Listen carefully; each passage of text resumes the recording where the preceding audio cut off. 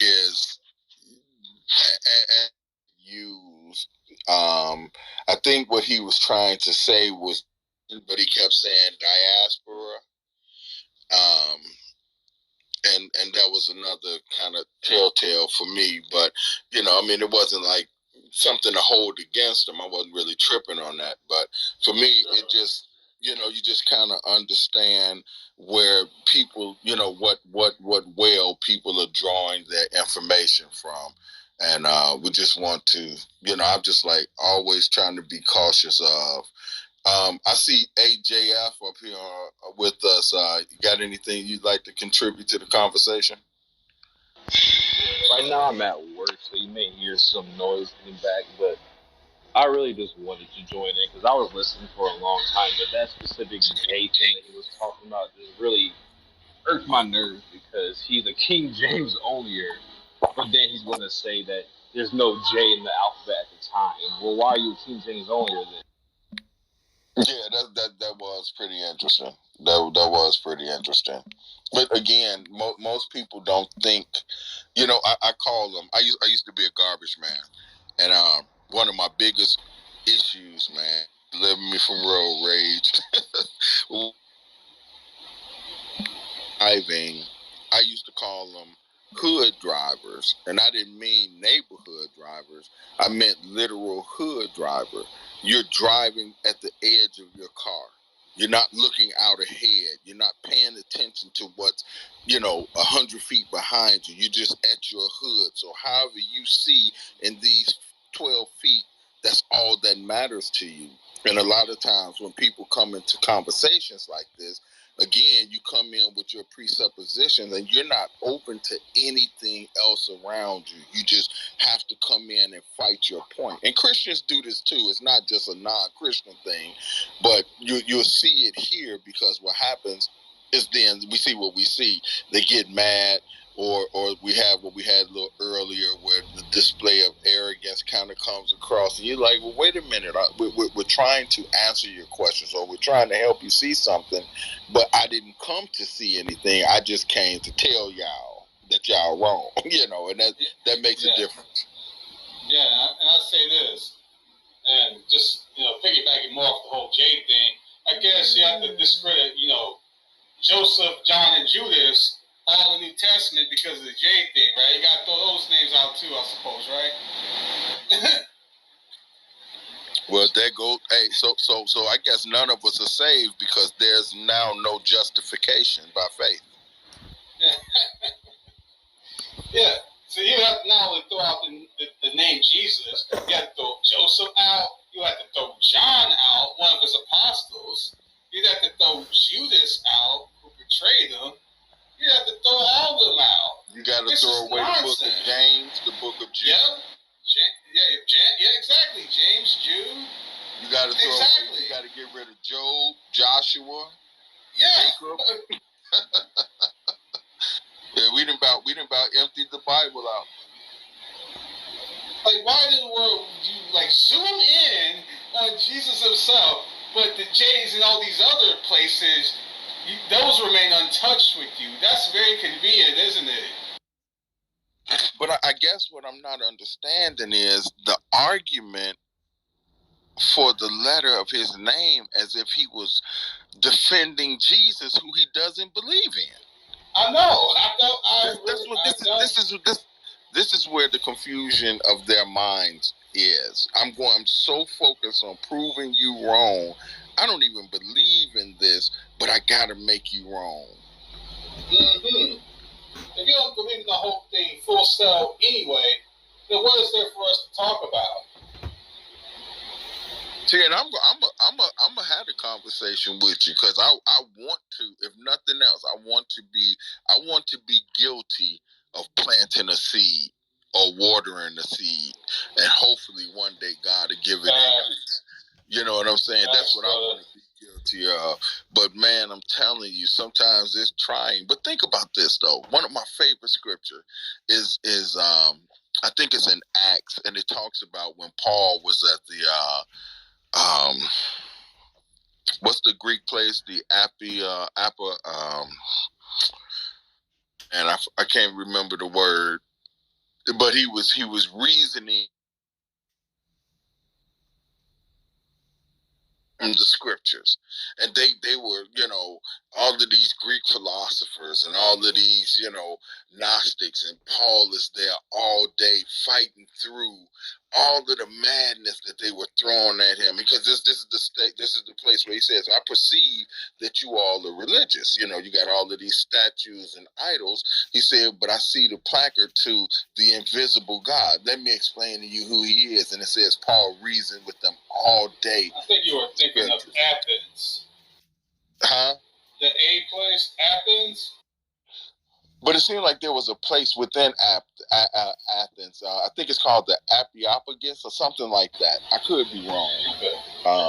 I'd have to go to the verse of scripture. But anyway, the whole point is that as he dealt with them, he had to be machine gunned all day with their questions and with their objections, and with people shaking their head and saying, oh man, that don't make sense, and you know what I'm saying. But he continues to chop away at the foundation of their unbelief, and continues to plant the seed, and continues to use the word of God as a plow and break the fallow ground so that he could put the seed in the ground. And again, who knows who came behind him to water it? Who knows who came behind him? But you look at all of the churches that ended up all over Greece and all over all over.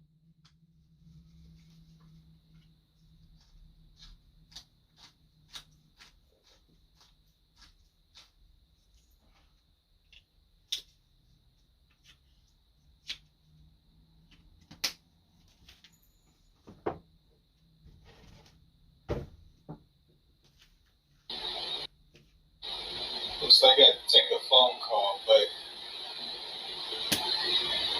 I'm going to have to get back to work soon, so I'm just listening in.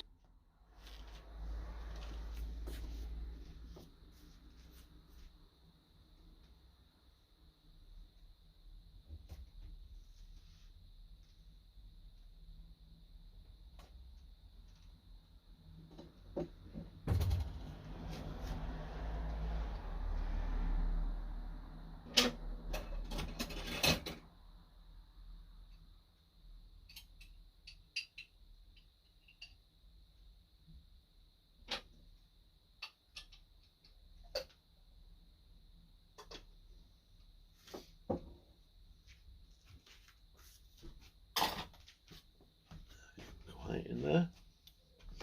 They all fallen asleep again. Hey, Theo, if you're listening to this, I don't know how much more you want to keep this room going, because I'm not going to be able to contribute too much because I got to get back to work soon.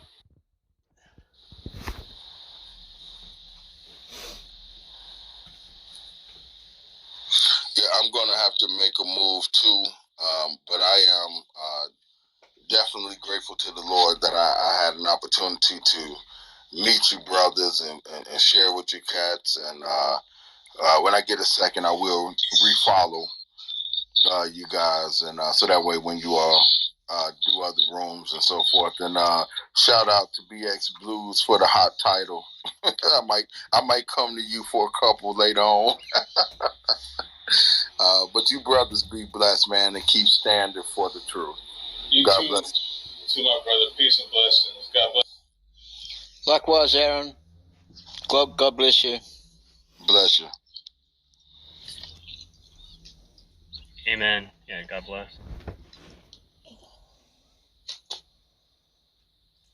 Yeah, I thoroughly enjoyed this room today. A few, rocks here and there. Almost every room we're going to have them, but for the most part, this is the most enjoyable conversation I've had all day, even more than some of my own rooms. Yeah, that's good. Glad to hear interesting debates.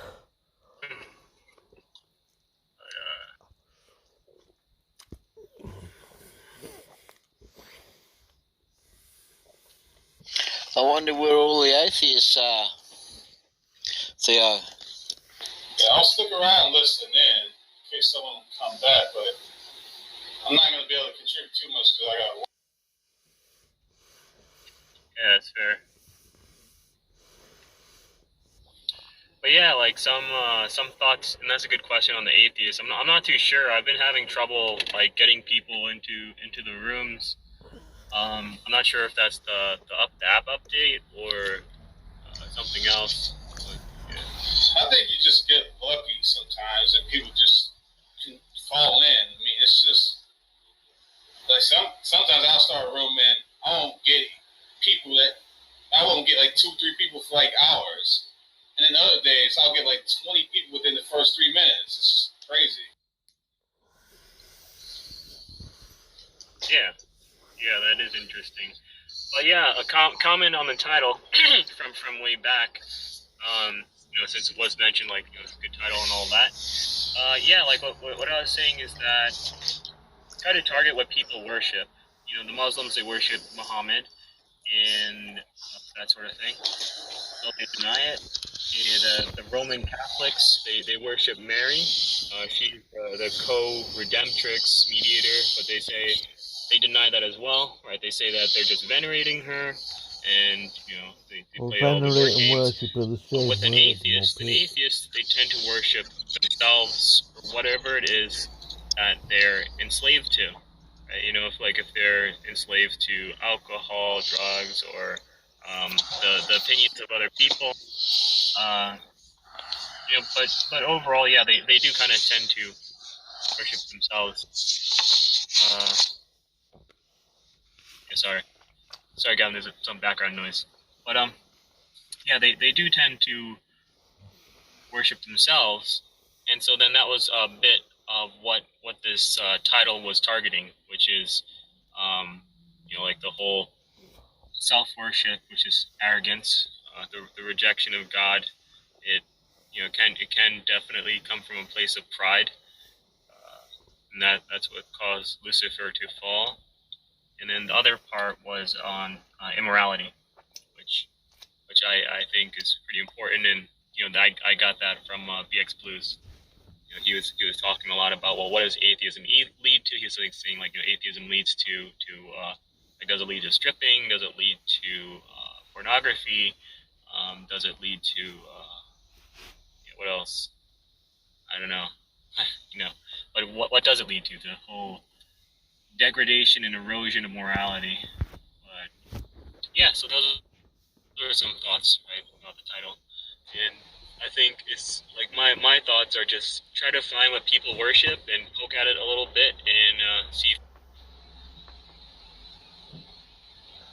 Yeah, and the thing about the whole atheist thing and the immorality topic, it's really about not so much atheists doing good or bad things. It's just that when we talk about morality, there's just nothing in their system that tends to prevent things that we would generally find immoral. Like stuff like, lying or cheating on your taxes, stuff like pedophilia, stuff like murdering folks. There's just nothing within their system that prohibits that stuff. It just isn't there. And the atheists act against their atheist worldview simply because of the fact that they're image bearers. The very things that they cannot get out of their own system, they have to steal from our own worldview. And what I often find is that there are certain things of the highest immoral order that seem to be consistent more often than not with the atheist frame of reference. Like rampant things like sexual immorality seems to be consistent with the atheist worldview. Things like abortion, that seems to be very consistent with the atheist worldview. Some of the most immoral things are consistent with the atheist frame of reference. That doesn't mean that people who are Christians would not engage in immoral sexuality. That doesn't mean that people who are Christians haven't or wouldn't get an abortion. It just simply means that more often than not, the immorality seems to be consistent and tolerable for the atheist frame of reference. And if you look at our culture, there's a war on the Christian worldview. They want to limit the influence and the reality of the Christian church and the Christian worldview each and every day. They want to systematically take it down piece by piece. Because they always want to throw out this label called church and state. They always want to throw that out. There's a separation between church and state. What they're really saying is there's a separation between Christianity and the public square. They don't say it in those direct terms, but that's what's really being stated. It's just a very closet way to keep out Christianity from the sphere of rational influence or from cultural influence. Christianity, in my view, is the single biggest stepping block, the single biggest block to the world that they want to instantiate, the world they want to live in. And either directly or indirectly, they want to tear down its influence and its reach, because its reality cannot be consistent with how they live. The reality of the Christian worldview cannot be consistent with the atheist frame of reference. Because like I said, way too many times there are atheists who are pro-abortion, and the Christian worldview is the single biggest thing standing in the way of that. If they can get rid of Christianity, then they can get rid of the single biggest stepping point to the freedoms and things that they believe in.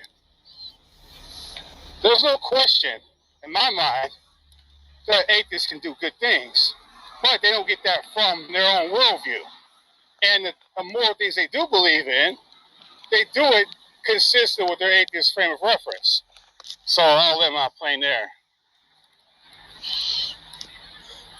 Yeah, I'm agreeing with you, Ton.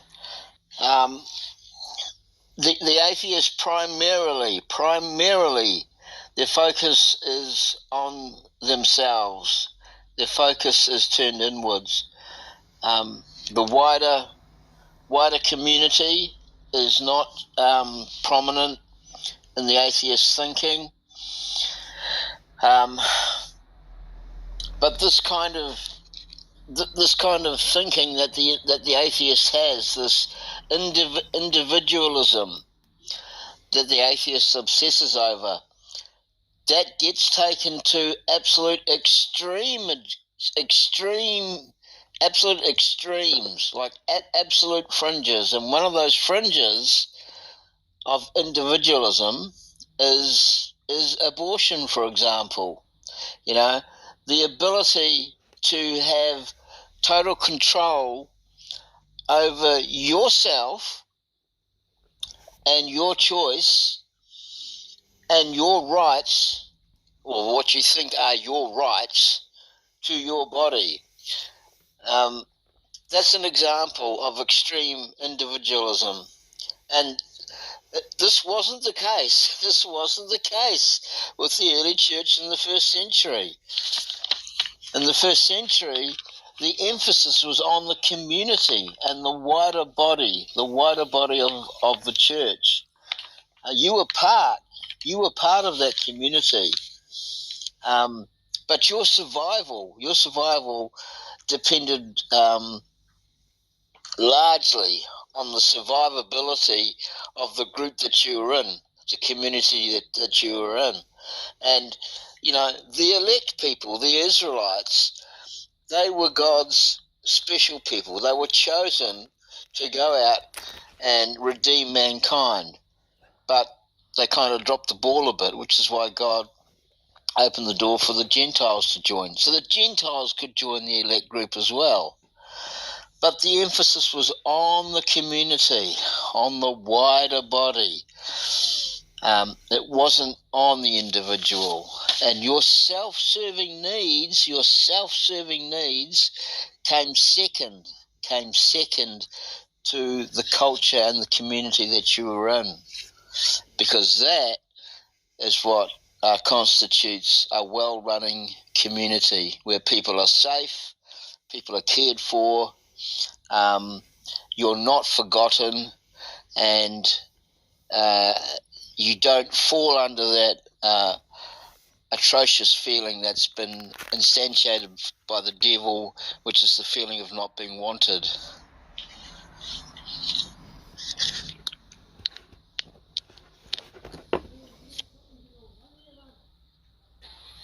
So yeah, I agree, man. So in general, can atheists be good people? Of course they can. Can they do it solely on their own grounds? No, they can't. Because what does good even mean on their worldview?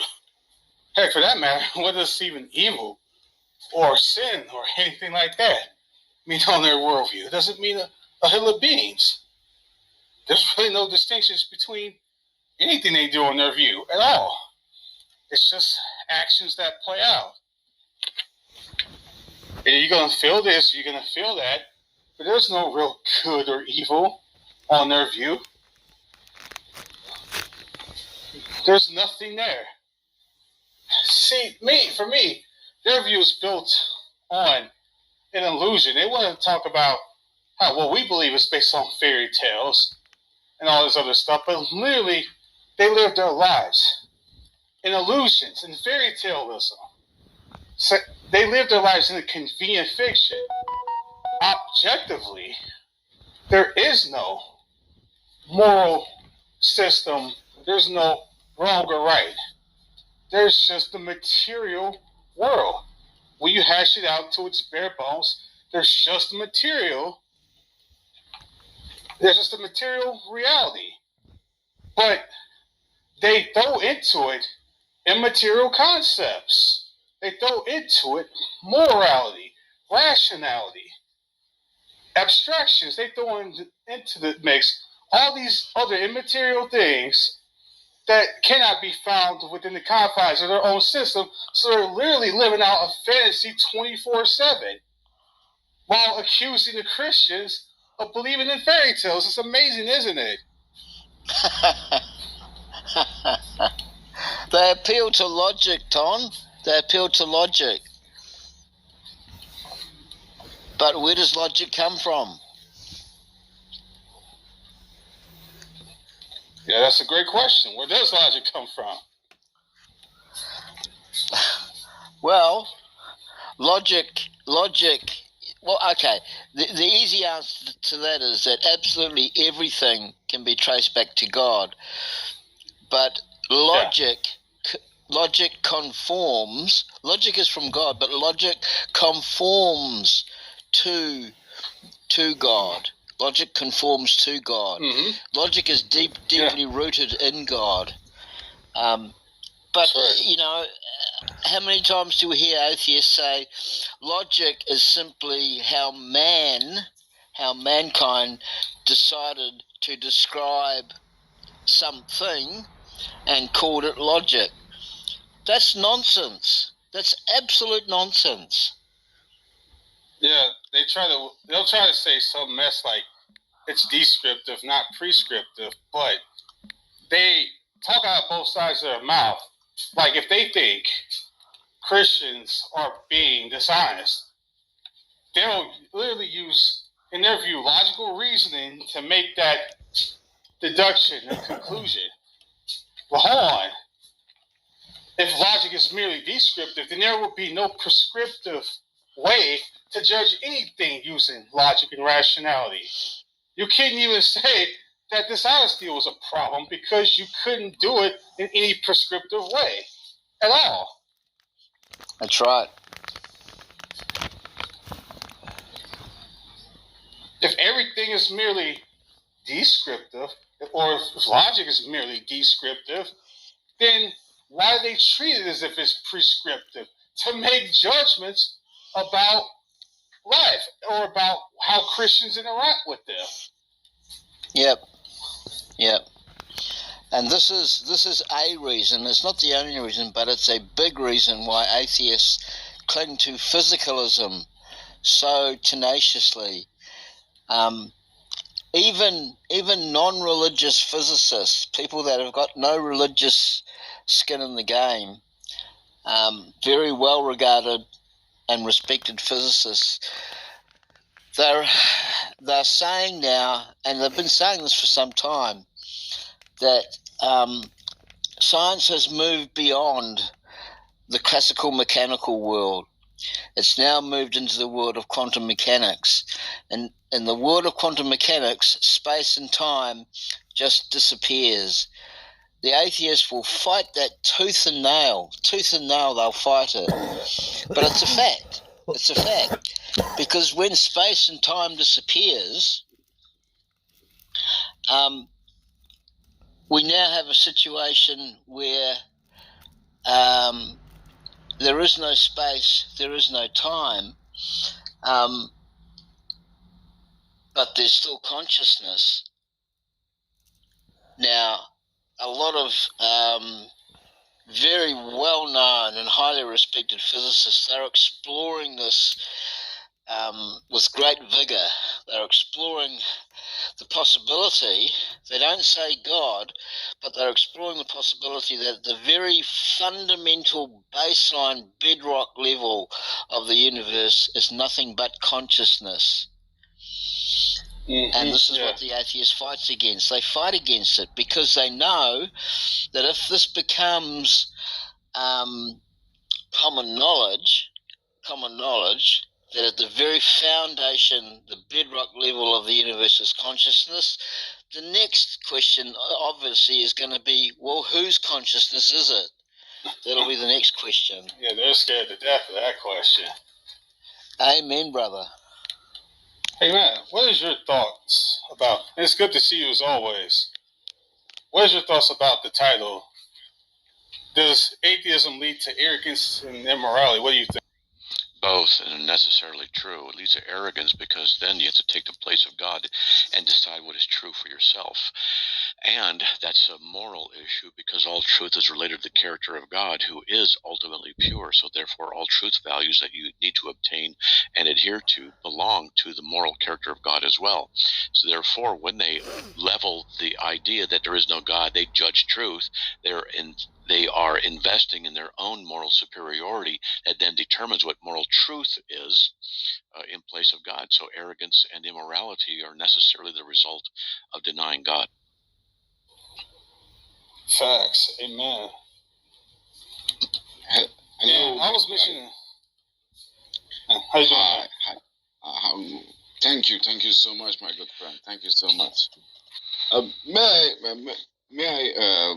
you allow me to discuss something about God's justice and the just in the world, and is God the kindful one, the chivalrous one, or does he has a just or not? Can we discuss about it? If you do not allow, sure, go ahead. yes.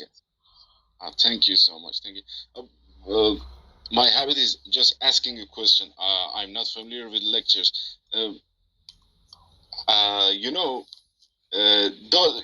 Is God the absolute kindness itself, and is an absolute kind one? Yes.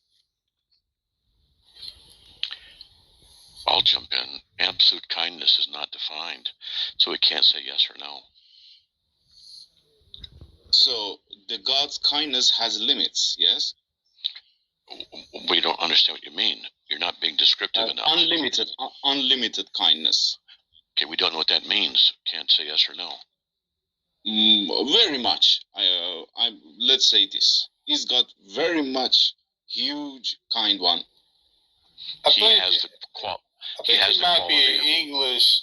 It might be in English. He said he has certain limitations in his English understanding. So I think he's probably trying to say another way of saying good. Yes. Sorry if I wasn't so clear because my English is not so well enough. I'm just asking this about my struggle in my mind, that if God is absolute kind one, how can we have so much dread, so much pain, so much suffer, and so much these kind of stuffs you hear every time in the world. Can you describe it for me? How it possible? I think I understand. That's an easy one. Yeah. Why would a good God allow all sorts of evil and suffering in the world? That's really what he's. Yes.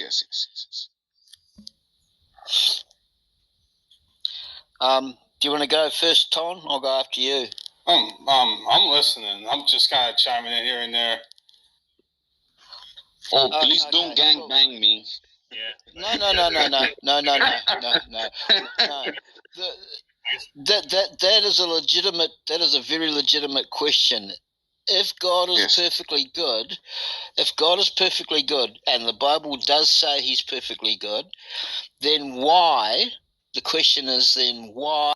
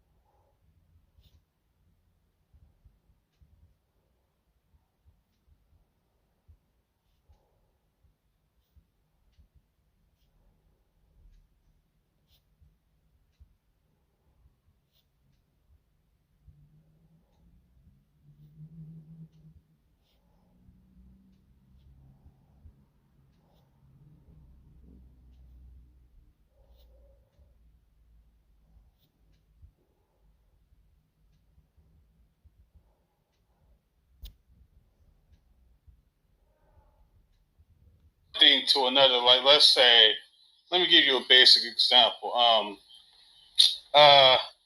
Let's say someone says it's raining cats and dogs. They don't mean it's actually raining cats and dogs outside. They just mean it's raining very heavily. Oh yes.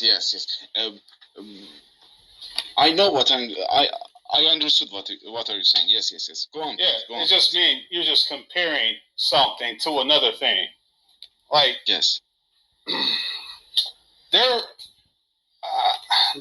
was a situation when I was a kid to where I told a lie to my parents, and my parents knew that I was lying. Obviously, they could have just intervened whenever they thought I was lying and said, "Stop doing X," but they just let me tell one lie after another because they wanted to get me trapped into my own web of lies to try to teach me something. So they permissively allowed me to do something that went against their actual standards because they wanted to teach me something. That's just a comparison to how God deals with the human context and human reality every single day. God will allow people to do evil things to show aspects about himself. We can't, in our frame of reference, we can't truly understand the good without understanding how the depths of man truly goes. If we were to understand how truly holy God is, we got to understand the depths of evil as well too. So I would say one of the reasons why God allows evil is not so much for not for his understanding, because there's nothing he has to learn, but he allows it for our understanding and our need to come back to him and rely on him. You mean if Hitler hasn't declared the World War II, people in the world wouldn't understand the meaning of the peace? You mean by this? I mean, egregious evil can only make sense in terms of a perfectly good, righteous, and just God. You can't even compare. Let's say you have a crooked line. Do you think a crooked line makes sense unless you have an idea of a straight line first? If you had no straight line, then saying a line is crooked or not a straight line or a bad line wouldn't make sense. You can't have a perfect score you can't have an imperfect score without having an idea of what a perfect score means. Do you understand what I'm saying? You spoke really hard English. I'm sorry, I didn't understand. Let me put it this way: if you say someone is dirty, like your clothes are dirty, do you need to know what clean is first to talk about what's dirty? Yes, and he must pay with his blood, with his pain, with suffering, with rape. Yeah. If you didn't know what cleanness was, then how would you be able? Yeah, I'm saying if you didn't know what cleanness was, how could you talk about dirtiness if you didn't have an idea of clean? Even for the child. Yeah. It must be. It's rational for him to be raped, for him to understand what is true, what is false. Yeah, you can't. It's not what Tom's saying. He's asking you, how do you recognize evil from your worldview that can't account for it? How is it that anything can be evil? Now, does it necessarily? It'll be like saying you gave a wrong answer without having an idea of what a right answer would mean. You gotta first know what a right answer would mean before you can talk about a wrong answer. Correct? You know what my question is? I'm asking if we need to recognize evil from chivalry. You call it chivalry, yes? I'm trying to help you understand something. I'm saying this. Excuse me. I will tell you. Sir, I'm trying to. Hold on. I will make this short. What? Go ahead.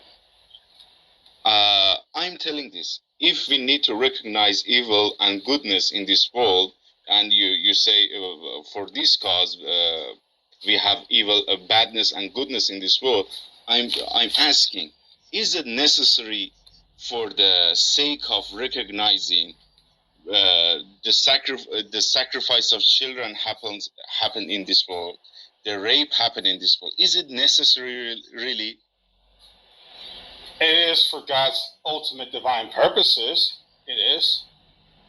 God has a specific purpose for this world that He wants to make real. And for whatever God's purposes are, He allows these things to fulfill His purposes. We don't have a maximal knowledge of what God's purposes are. But as Christians, we have faith in God that He knows what He's doing in all ways and in all things. We trust in Him because all wisdom lies in Him and not us. Which means even in certain instances, because there's only one left turning lane, you can choose either one. That means even in certain instances, when God allows things that we don't even understand why He allows them, we want to trust in Him because He is the basis for all wisdom. I believe that we can have some indicators of why God allows things now, but not all things are going to be revealed until He's ready to reveal them. So we're going to have certain unanswered questions in this time. And we just have to have faith in Him. Thank you. Yes, and we have no rights to protest to God. We have no rights about this. I mean, we can ask God questions, sure, but asking God questions is different than questioning God. What I mean by questioning God is saying, who are you to do this, God? Who are you to allow this to happen? That's we have no rights. We have no rights like this. We have no rights like exacting. Asking God a question of why he's doing something is different from telling God not to do X or Y. Yeah, Oh, that's Sam. it's different from Hello. I can't think of a specific word, but asking God why He's doing something. And may I ask you? Oh, you were talking. Excuse me. No. I thought you were off. Excuse me. Go on, Michael.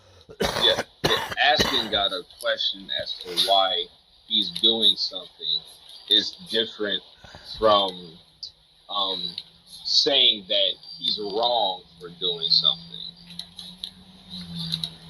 Yeah, we could be like, God, why did you allow this?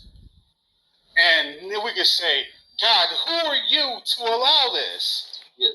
Do you know what the word rebuke means? Yes, and may I ask from Redfine? Yes. He said we need to recognize the evil and badness. Evil and goodness in this world, and that's why these evil are happening. I'm asking you, human being in 22nd century hasn't yet noticed the goodness and badness, that the rapes, the children being bombarded in the wars are happening still. Yeah, Many people. Can you hear me? Is my mic? Yeah, your mic is good. Yeah. So who determines what is right or wrong in a world where there is no God? How does that work? I think that's a question for me. Yeah, that's a question for you. I don't know. You say. You tell me. I'm just asking a question about God. I'm not questioning the existence of God. I'm not questioning the. Yeah. So let me ask again. So, who determines what is right or wrong in a world where there is no God? How do you do that? For example, you are simulating a situation for me which there is no God in it. Yes. Yeah, in a world where there is no God, how do you determine what's right? How do you determine what's right or wrong? Who does that? Who determines what's right and what's wrong in a world where there is no God?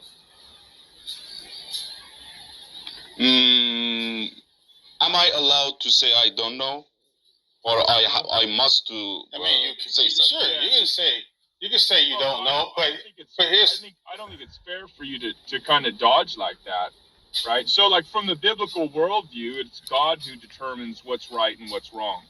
Okay, and according to God, all of us are unrighteous. But if you're because and end the righteousness, because I had to think. The way that it would look if God stepped in to remove unrighteousness from the world is He would remove us all from the world. So that's what you're asking. I know you don't understand that, but that's what that looks like. But from the biblical worldview, we know that something is wrong. It is wrong for me to hurt you because you are also made in the image of God, even though you don't acknowledge that. What? Okay? What'd you say? What'd you say, AJF? Hold on. I think his question is in reference to what Tone was saying earlier, because Tone was saying that in order to first know what good is, we have to know what bad is. And I think he's asking, well, haven't we already experienced bad things for a long time? So now we have an idea of what good is, so why do we keep having to experience them? Well, I'm drawing a distinction between worldviews, and I'm saying that the critic can say, well, why does God allow these bad things? But I'm saying, well, how do you recognize these things as bad? What is it from your worldview that would accommodate a universal moral declaration? That's the point. Okay. If you're saying that good and bad is ultimately just the opinion of whoever's in power, then I don't know what you mean when you say something is good or something is bad. So you have to borrow from the Christian. And I'm asking your reason. That we need to recognize good and bad. That's why the evil things are allowed happening by God. I'm asking you this: with so much 1,000 years passing, you are telling we are not yet recognized the good and bad, and that's why the evil, so much rapes and wars are happening. I have an answer. I have an answer to your question. I have an answer to your question. The truth is, many people have recognized this. That's why there's a lot of Christians in the world. Maybe you haven't recognized it yet, but a lot of people have recognized God's goodness. And that child under the bombard must be killed because I didn't understand. This is fair. The problem is we all know what good and evil is, okay? But your worldview can't account for it because your worldview is false.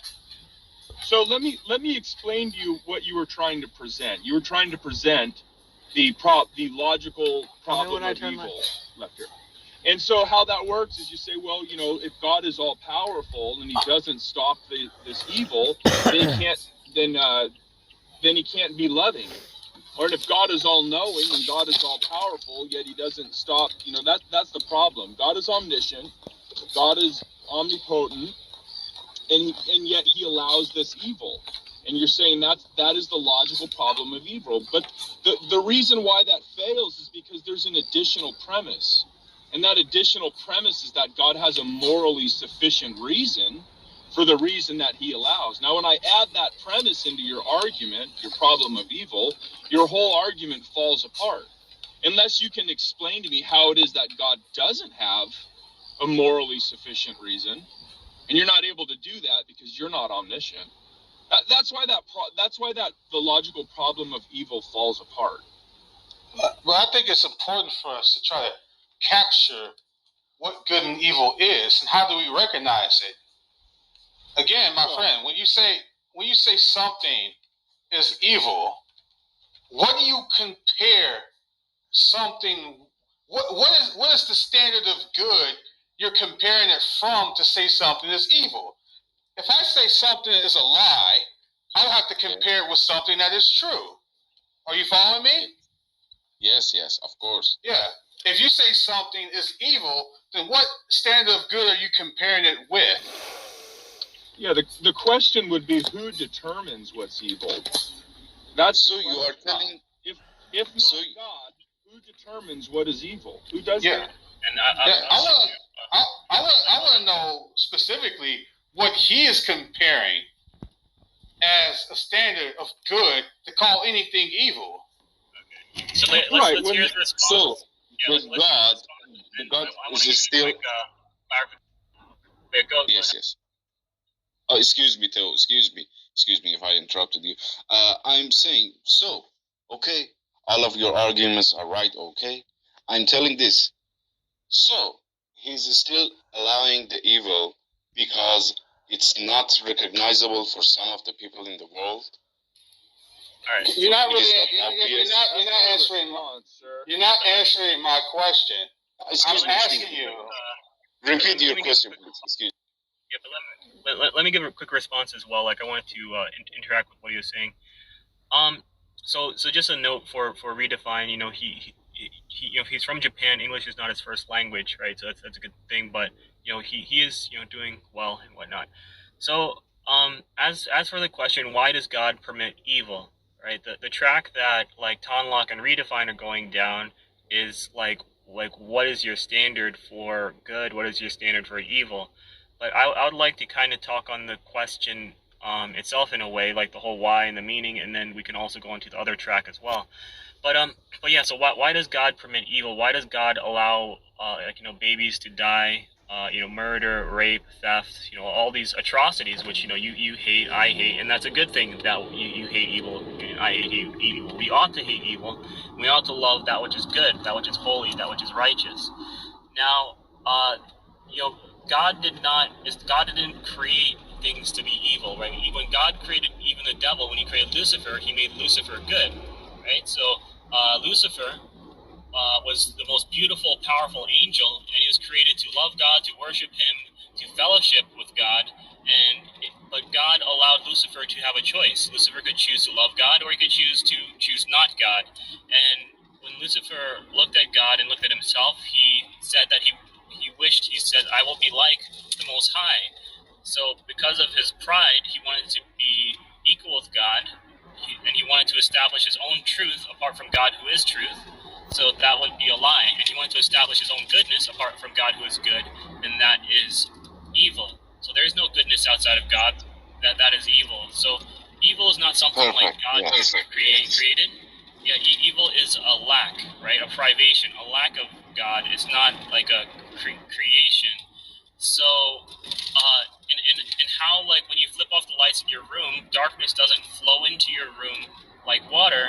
It's that where there is no light, there is darkness. Where the light recedes, there is darkness. So, darkness is the absence of light, and evil is like the absence of God, like us turning away, choosing not God. And so God allowed Adam and Eve to choose not God in the Garden of Eden, to eat from the tree of knowledge of good and evil. And he allows you and me and everyone to choose either to love him, to follow him, or to choose to reject him. And when Adam and Eve chose to reject God, that brought the fall, caused the fall, which brought death, disease, and all of this destruction on this earth that we see all around us. Now, God is perfectly just, and if God were to execute his perfect justice, right? If God were to execute his perfect justice right now, that would be that every single person who's ever done a bad thing, or the first time you ever do a bad thing, you'd just be struck dead and sent to hellfire. So, like, if you steal a candy bar, you'd be struck dead, sent to hell. If you slander someone's name, if you murder, or like any bad thing that you do, whether it's small or big, it would just result in you being struck dead and sent to hellfire. But the Bible says that God wills that none should perish, but that all should come to repentance. So he's giving us time to repent and to accept that Christ shed his blood for your sins and my sins on the cross. So he has forbearance. He is holding back his divine justice so that you can have an opportunity to repent, to be saved. And so that's why we see bad things in this world, is because people like you, people like me, and others choose to do bad things, and then so that's why there's these bad things. So finally, you mean thank you so much though for all the passion you put in all your lectures. Thank you so much. So you're finally saying that God, for the sake of the teaching we humans about what is good and what is evil, it's because he's allowing the evil is going on. Yes. He's allowing it because if God would execute perfect justice, that means that he would just send you to hell and send me to hell, because we have done bad things. We have blood on our hands. He's allowing it that's so not, that... That's not what he's saying. Exactly. You're in the Matrix, Redefine. You're roboting. Yeah, you're robot. Morally sufficient reason. Redefine. You're in the Matrix, man. The reason is because if... Yeah, it's roboting. But yeah, so basically, what should we call you? What should we call you? A Japanese name? It's please call Yamada or Arimitsu. Okay, Yes. Yamada. Yamada. You said Arimitsu? Good. Yes. Yeah, he said Yamada. Call everything you wish. If you wish, I'll just say Yamada. Yeah. Call me a stupid fuck. It doesn't matter. Thank you so much. No, we're not gonna call you that. No, not that. I just want to kind of like finish answering what you call it, Yamada's chain of questioning, and then we can address other questions as well. Yes. Thank you so much. Yeah, for sure. So finally, God want to teach the whole generations of the humans that what is good and what is bad. That's why he's allowing the evilness. God has already written his law on your heart and on my heart. We already know God, and we know to love God and to love our neighbor as ourselves. When Cain murdered Abel, He murdered Abel before the Tanakh or the Bible was even written. But he still knew that he should not murder his brother. So even if you don't see or read a Bible, you can still know I should not murder my brother. So you already know God is good and to choose not God is evil. We already know good from evil. What is the problem is that when we break God's law, we are now criminals, right? We are condemned. We are dead men walking. So in order to save us, the Bible says that without the shedding of blood, there's no forgiveness. There's no remission of sin. So either it's your blood for your sins or my blood for my sins. So there needs to be blood to pay for sin. And so God allows you time to repent and to accept this gift that Jesus Christ shed his blood on the cross to pay for your sins so that you can be saved. If God didn't give you time, and if God didn't give me time, we'd be burning in hell right now to pay for our sins. Shedding our blood for our So, you spoke very hard English. So let me go down to the audience, and I thank you so much, you good Christians. I like so much I like you so much, guys. You are very good Christians. Thank you so much. But please, I beg your pardon because of my bad English. Limido Padre, Spiritus Sanctis. Amen. Sayonara. Yeah, no problem. It's excellent that you're engaging, Yahuda. I think it's really good. Yeah, feel free. Come by anytime.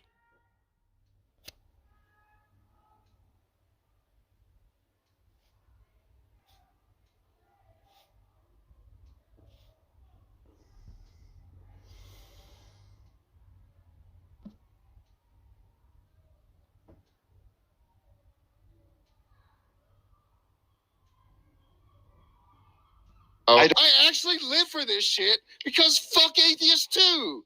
And I'm an atheist and I stand proud in opposition of all the fucking religions of the world. Fuck Yeah, you.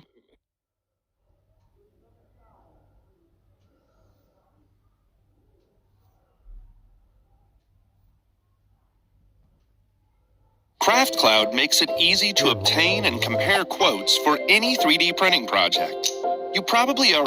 Hey, Tom Rabbit! I hope you got this for your recording. Hey, YouTube out there. Tom Rabbit likes to record these. Hey, Tom Rabbit! Fusion scenarios are impossible, then there can't be minds that exist without anything external to their minds. Hold on, Jack. Jack, I have to interrupt you because yeah. You know that praise is become part of Darth's crew now, right? Yeah, I've heard that. You know, the extent of it though? No. They're just a wayward flock, and just they've just started following Darth. Praise, am I wrong?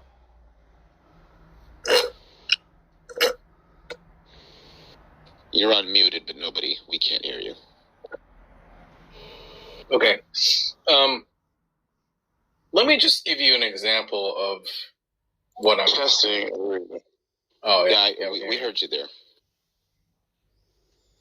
Praise? Yeah, we had a rocky relationship before. We smoothed things out. I have a healthy or general respect for Darth, yeah.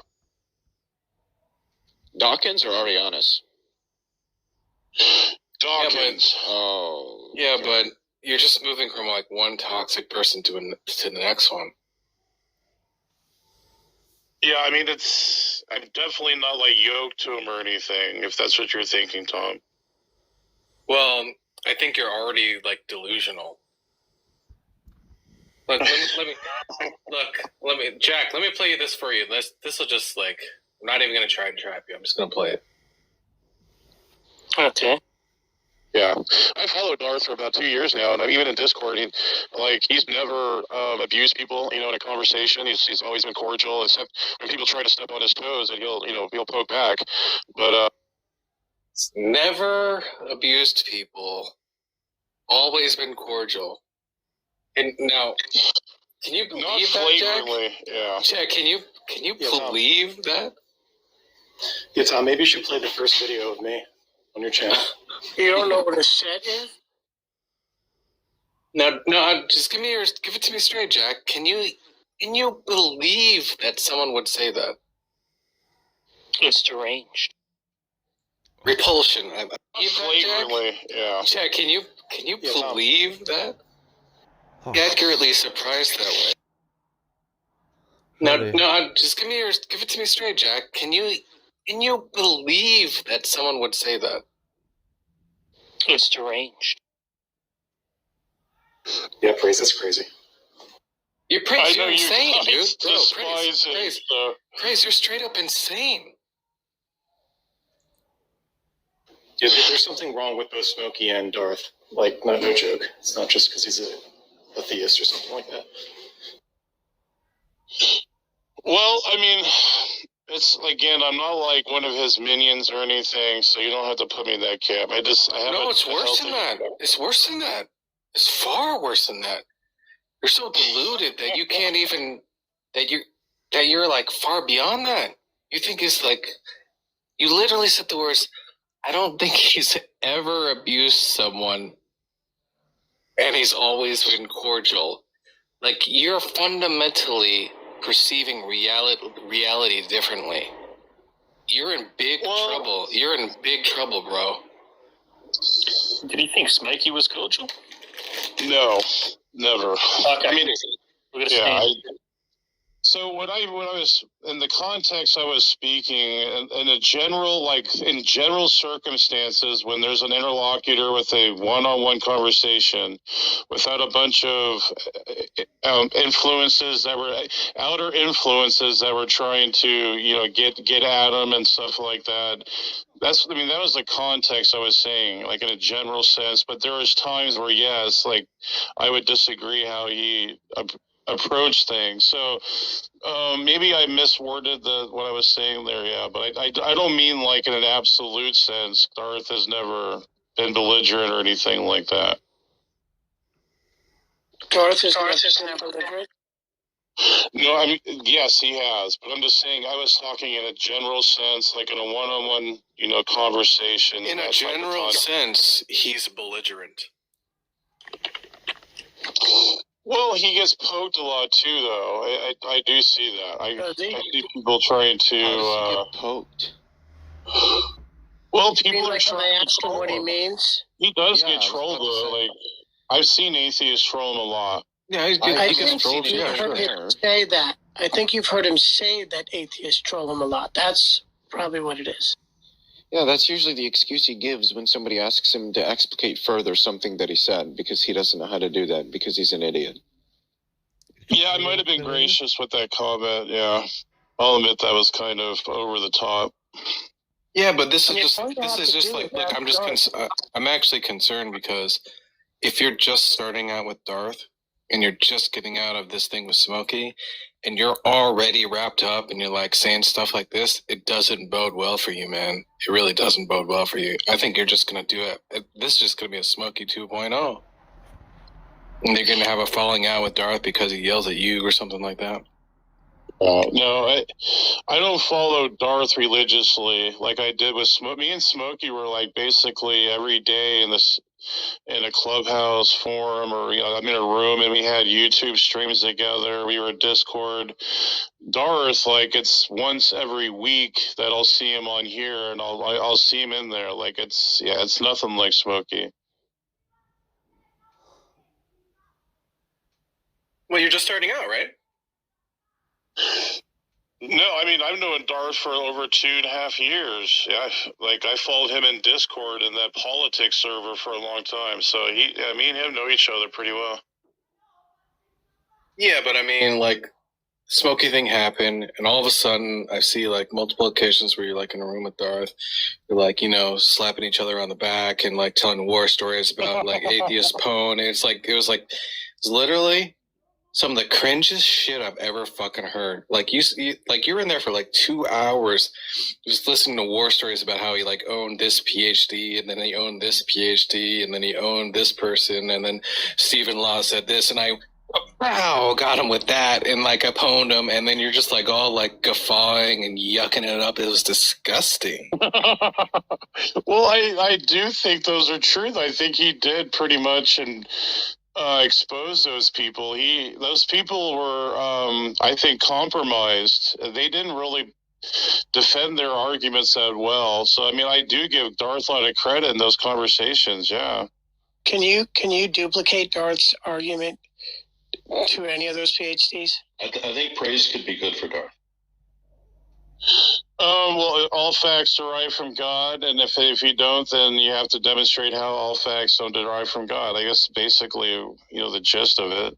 Yeah, but you don't, or do you? You think it's terrible, though, right?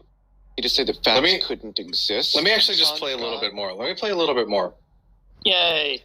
But yeah, Darth isn't that type. Like, and cordial, except like he's never abused people. In a conversation, he's always been cordial. Except when people try to step on his toes, and he'll poke back. But yeah, Darth isn't that type. Like he'll allow people to speak all the time. I wouldn't characterize it as stepping on my toes. I would give a more stringent description. I don't mind if somebody tries to low-level troll me because, I'll answer back and I'll question them and it'll make them look like a fool. But when people are really devious and deceitful and lie and are trying to smear, I'll give it back to them, okay? Oh, yeah.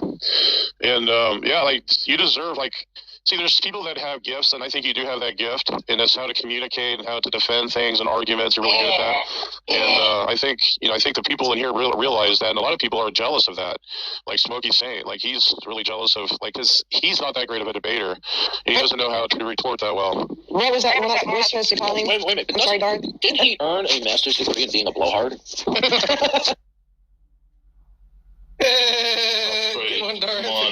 This is disgusting. Praise, dude. This is disgusting, man. Come on. Praise, man. Well, no, I think he has a good argument, and like maybe it's circular to some people, but I think it works. I mean, I haven't seen. Well, unless you That's guys not nearly as bad as you painting him out as like this defensive guy who doesn't go after anybody. Sean. What was the quote? He always lets people speak. Well, anyway, let's finish up a praise here. So. No, I don't want to hear my voice. Darth is what are the claims so far? Always cordial, right? Always lets people talk. What was the first one? He's like never argumentative or something. Belligerent, yeah. I don't see him ever just be vicious and attack people right at the get-go, but I don't know. Maybe he has. I don't know. I haven't watched him clarify, right? So this recording goes on for an hour, and it's disgusting. It might be one of the most physically. I feel repulsion. It's revolting listening to it, especially when you're just tonguing Darth's asshole and taint liberally. Jeez. It can only be accurately surprised that way, or described that way. I mean, it's ridiculous praise. Are you embarrassed at all listening back to this? You're like, you must listen to it and think, yeah, I might have went a little too far in some places, right? I mean, come on. Probably. Well, yeah, I think it was from my perspective and my interactions and dealings with him. I've seen him be pretty cordial. That's what I've seen. Now, I haven't seen all of his interactions. Maybe Jack, he has. Can you believe? Hold on a second. I got to get Jack. Can you believe this? Can you believe this? It's deranged. It's true, but it's true that when Darth goes on Braze's channel, he treats him very different. But that was a while back. Darth told him he was a scumbag and he was never going to go on his channel again the last time I talked to him. Like I said, it's been kind of rocky. It's been a rocky relationship. By the way, the beginning of this recording is Darth not letting a person talk and kicking him out. Because he was asking about people in the audience that were raising you can hear hands. somebody in the background can I have a minute to speak for a second? Let's just listen to a little bit more. Oh my god. I don't remember. I wish I could remember. You mean master's degree in being a blowhard? What was that you told me to call, his name was, Darth? I don't remember. I wish I could remember too. Oh, you mean his name was pronounced Rotgut? Rotgut. There we go. Okay, that's good. Okay. That's a good one, Rocket. They're all laughing. This is what Darth was telling me like months ago. Yeah, and I didn't listen. I was like caught in some weird thing. You know what? Yeah, they're all laughing about the guy they were friends with like 2 days ago, right? Oh, how the tides turn. It's crazy, man. Crazy.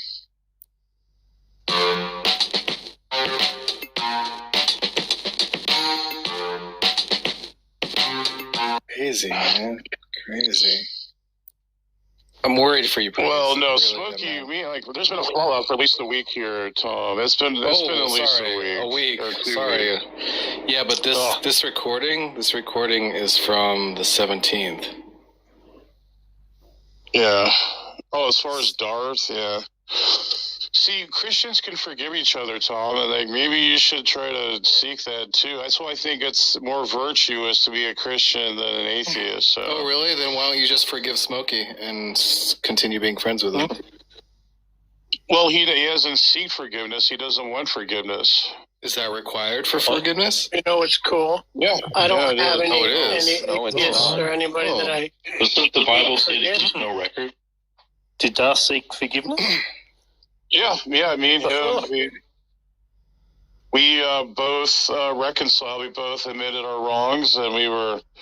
Oh, what did he admit to? What did he admit to? Maybe like not communicating or something. What do you mean? No. Red flag. What do you mean? Maybe like. That seems like you're just spitballing. I'm asking you for a quote. What do you? I'm not going to give all the particulars. Come on, Tom. You're going to put this up on your channel anyway. Bruh. You can paraphrase if you want, but don't give me some nebulous, he said he was sorry about something. Well, no, I mean, it was basically... I'll just be honest with you. Like, I don't really believe that he apologized to you and repented, right? And asked for forgiveness. Well, we both have made apologies, so that's we both did actually. He apologized to you for what?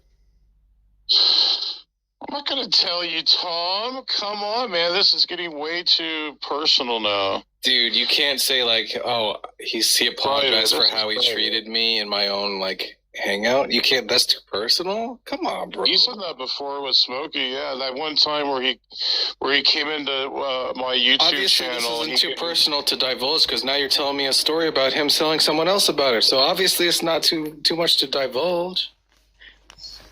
Well, I'm giving you an example of what he has. It's not too personal because everyone saw that one. So. Are you saying that he apologized to you about how he treated you?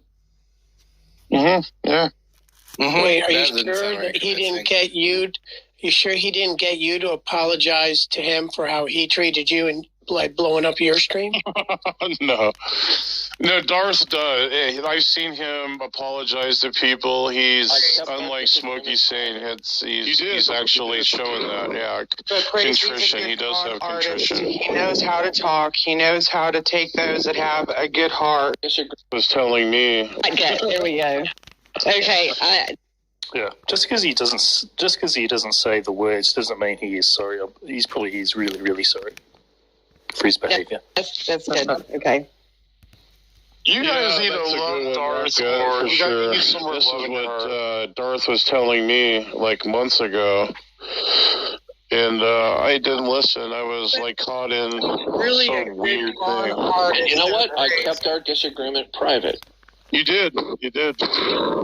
But Praise, he's a good con artist. He knows how to talk. He knows how to take those that have a good heart. And so it's okay. But God, he reveals all, and they're in. That's either Sparrow or Olive. A good heart? Well, other than Jesus Christ, I've yet to meet, as it were, someone with a good heart. And we know all about the heart, don't we, from Scripture? That channel, Praise I Am, absolutely toxic. I mean, Praise is an annihilationist. He's the one who needs refuting on his annihilationism. And yet he allows a Pelagian in his studio. Oh well, that's up to him. Mentions, and he's going to further be exposed. So why isn't Olive doing some more fart jokes? We're going to further expose him, but not ourselves. Justice for thee and not for me. Yeah. Wonder where I've heard all that before. it's okay. Darth is a good man. Is he? Yeah. Yes. Darth is sincere. He's transparent. These other retards aren't. They like to, be deceitful. They like to try to trip Darth up somehow, get him mad, poke at him. It's all dishonest. Like that Jefferson Spatchcock. Gosh, that guy makes me. I just like to check in with Jack every once in a while because I know Jack. What do you think of what do you think of that? I mean, he's totally disconnected from reality. But I want to know. Totally disconnected from reality, Praise. What do you think about that? Hold on, I want to know if I fit in that category of what Praise said about people that talk to Darth. No, you're not part of that, Eddie. No, we're talking about atheists. Darth's a good guy. He is. You just don't. You got to get to know him. Like you guys are just combatants against him. He has everyone blocked. He has everyone blocked. He didn't have me blocked. I'm blocked on here from him again. You're not an atheist, Congress. No, that's true. See, what's happening right now, Praise? What kind of bullshit is that? Is that you guys have the security of Smokey Saint. And you guys are all hermit crabs. And you lost your shell. And you guys are now scrambling to find a new shell. And you're trying on Darth right now. It's like, hey, this fits pretty good. This might be my new home. Bro, don't do it. Just look for another shell, bro. Just hang out in here. Just find your own fucking shell, man. Just find your own fucking shell, okay? Yeah, like I said, I'm not like some of the other ones, like Matt Yester and those other guys. Don't become like a suckerfish on just permanently attached to the belly. He already is. Darth Dawkins, the shark that's just swimming, looking for easy prey. That bullshit he just said, sucking his dick, you totally already is. Francesco sounded like a mob boss. He's like takes a draw off a cigarette. He's like, just hang out in here, man. You'll be alright. Yo, should I play some more, Praise? No. Praise, more. Praise, it gets worse, bro. It gets worse. Yeah. You guys start telling like war stories about like how you pummel the atheists and stuff. You know, so saying, man, like Darth, you're such a cool guy. It's like it's almost comical what happens. Well, yeah, like we're on the same team, man. Like, yeah. Well, Darth, can you tell us about that time you owned Lawrence Krauss? Tell us the story again about how, and then what did you say to Stephen Law, Darth? Well, I think there was things that they definitely neglected in those conversations. I wasn't impressed by Stephen Law at all. I mean, when he said, "What the fuck is this guy talking about?" He's done on me. Yeah, were you impressed by his chat with Massimo Pugliucci? Pigliucci, the Chia son. Massimo Pigliucci. You mean Pigliucci? Pigliucci. Pigliucci.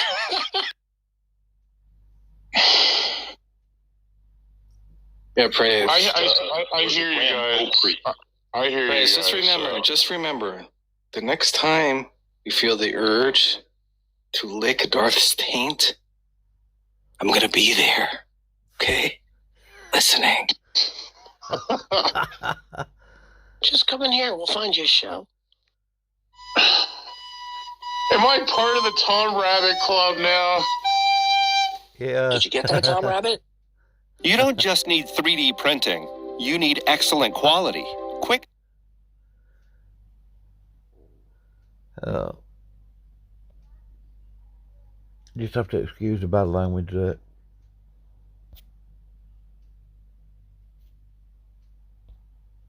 What's going on here?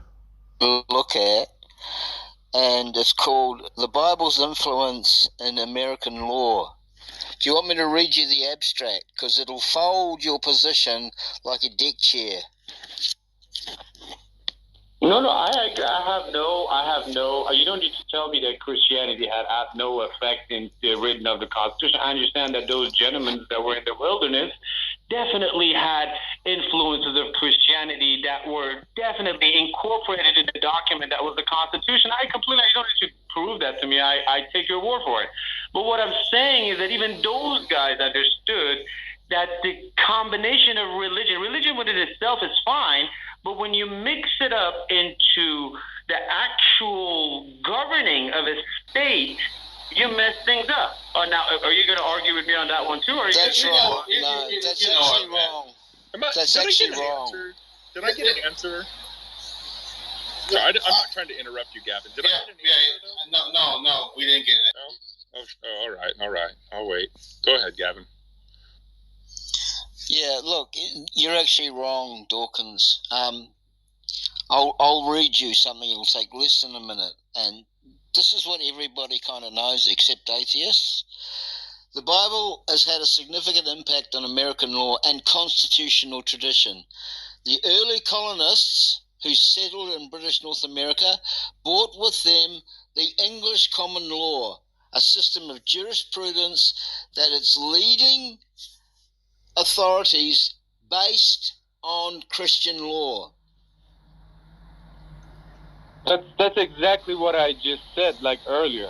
I said that there were some influence of Christianity that was incorporated in the Constitution, but those gentlemen still understood that religion doesn't have any place in state. Correct? You know what? Let's cut the crap.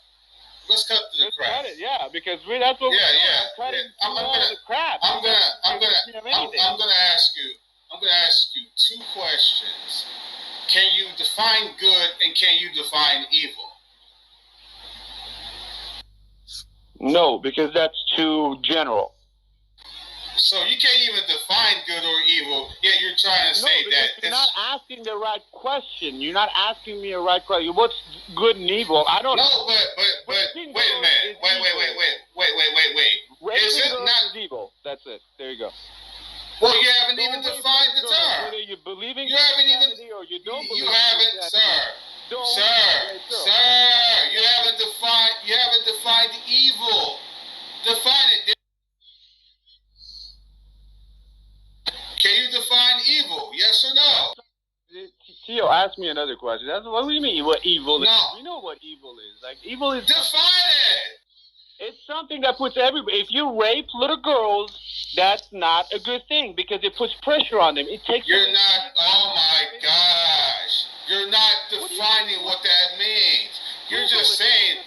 Google it, dude. It's not. Go Google it in the Bible. See, you don't even know what the hell you're talking about. You're talking about evil, and you can't give me a basic definition of it. This is embarrassing.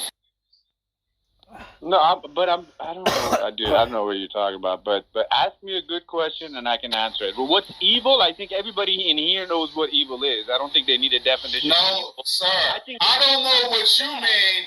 I don't know what you mean when you use the term.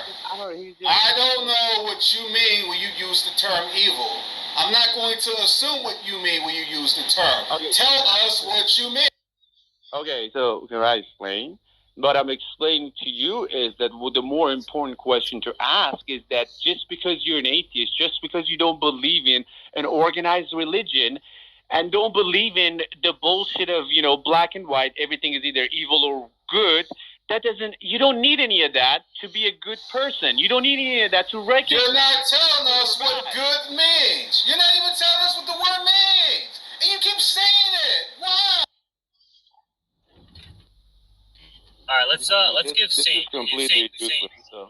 Yeah, let's keep it. This is beyond ridiculous. But yeah, I mean, I agree with you. I'd be glad to talk on this a little bit. So, but also I want to give Saint a chance. So, Saint, did you have anything you wanted to say? You know, he's got good things to say. On the same topic, or can I say something else? Well, on the same topic for now, and then later on we can hop on to other stuff. I would just ask the atheists, like, do you think it's a coincidence that everybody in American prison is there because they disobeyed God? Either they did or somebody else who, like, falsely imprisoned somebody, put them in there that disobeyed God. He's not in here. And I don't quite it's the agree. truth. I do agree, but I don't. What does God command of us that's not good? Everybody who's in prison is in there because they have no consideration for other people. It was just getting so insufferable to listen to that guy. He wasn't defining his terms at all. It was pedophilia is evil because it's evil. I'm not going to define the term. I'm not going to define good or evil, but I'm going to talk about good or evil. This is embarrassing. They don't teach these atheists how to think at all. They just repeat one propaganda slogan after another. They just repeat one talking point after another in these dumb YouTube videos and forums they look at. These atheists are mindless drones. They don't know how to think for themselves at all, and they call themselves skeptical, critical thinkers. These people are literally the embarrassment of humanity. Evil. Well, thankfully, Tom, they're not running our country. I'm glad about that. At least for the time being, they're not. True. Oh, he left, huh? Yeah, he just utterly embarrassed himself. Yeah. We all know what it means. We all know what it means. No, we don't know anything. I'm talking to you. Why don't you define the term for us? You want to throw it around all day long? You must have what it means if you're going to throw it around all day like candy, right? Well, we know what it means because the Bible says that God wrote his moral law in our heart. So we know what it means as Christian. That, but for him, right? We saw that he can't explain it. He doesn't know how. Yeah, we agree. We all know that it's the case that certain things are, morally wrong. But how do you account for that? He couldn't account for it. He couldn't even define simple terms like good or evil. He refused to do it. He knows his position is bankrupt. All he does is say ad nauseum, I don't need God, I don't need God, I don't need God, like a machine being programmed certain commands. Someone is punching him, and then the ones and zeros are reacting in the system. I don't need God, I don't need God, I don't need God, I don't need God.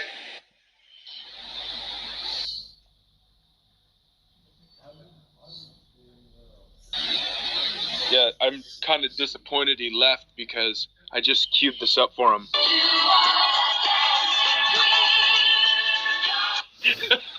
Young and sweet, man. Only 17. Yeah, that was a lot of tap dancing.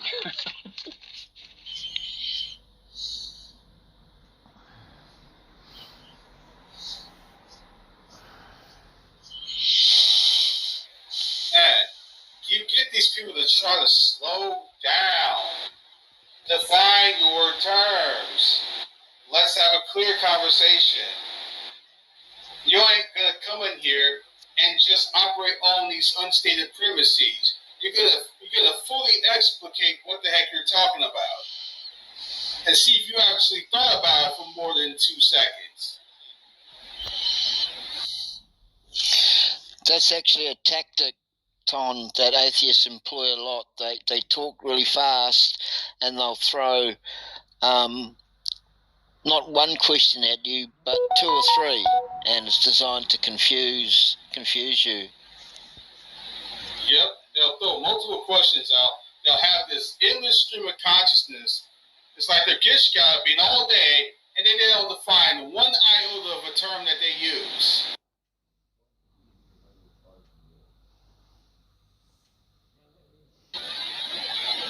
When you say good or evil, we clearly aren't coming from the same perspective. I want to truly understand what you mean when you use the term.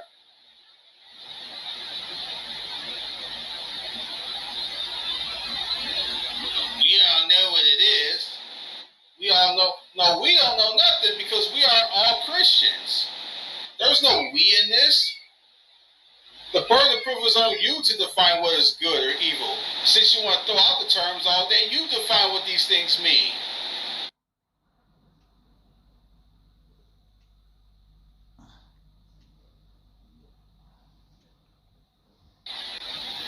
He wasn't going to define them because he knew he couldn't define them. That's why. Yeah, but I'm gonna go ahead and invite him back and see if I can ask him some questions and see if. Yeah, you know what, man? I'm sorry, man. I'll shut up because I'm gonna flip out on this guy if he keeps, being dishonest. Yeah, it's understandable. But yeah, so yeah, get him back. Get him back there. That'll be a good idea because I did send him an abstract. Sorry, guys. Yeah. I couldn't find the room. I don't know what happened, but yeah, go ahead. But guys, real quick, I just want to kind of give you a break. I just want to make your faith more powerful. So feel free. Nothing is going to make me feel bad. So if y'all want to take shots at me, feel 100% free. So I'm not trying to make anyone feel bad. Hey, no one's trying to take shots at you. We're just trying to get you. No, I'm saying feel free to do it. Feel free to do it. Like don't hold back. I would Don't hold back. That's what I'm saying. Well, I would like to share this. I would like to share this song with you really quick. All right. Enough of that. Look, man. All I was asking. Guys, wait. I want to just go ahead. All right. We're talking about subjective versus objective morality. So subjective is to say that morality is dependent upon your mind or dependent upon my mind, right? And so to kind of help you, that's what you said it was, Dawkins. Like we asked you, like, okay, is it objective? Is it subjective? You said it was subjective. I don't think I agree with you there, Gavin. Now, there are many problems with saying that morality is dependent upon your mind or that morality is dependent upon my mind. Among which is that if you get into a conflict with another individual, like let's say you're an atheist and you meet another atheist, and like you say that you ought to be able to rob people, and they say you ought not to be able to rob people, neither of you can really say that you're in the right.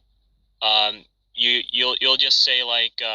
Say, oh, well, you have your truth and I have my truth, but between the two of us, there's no true truth, right? It's all just subjective.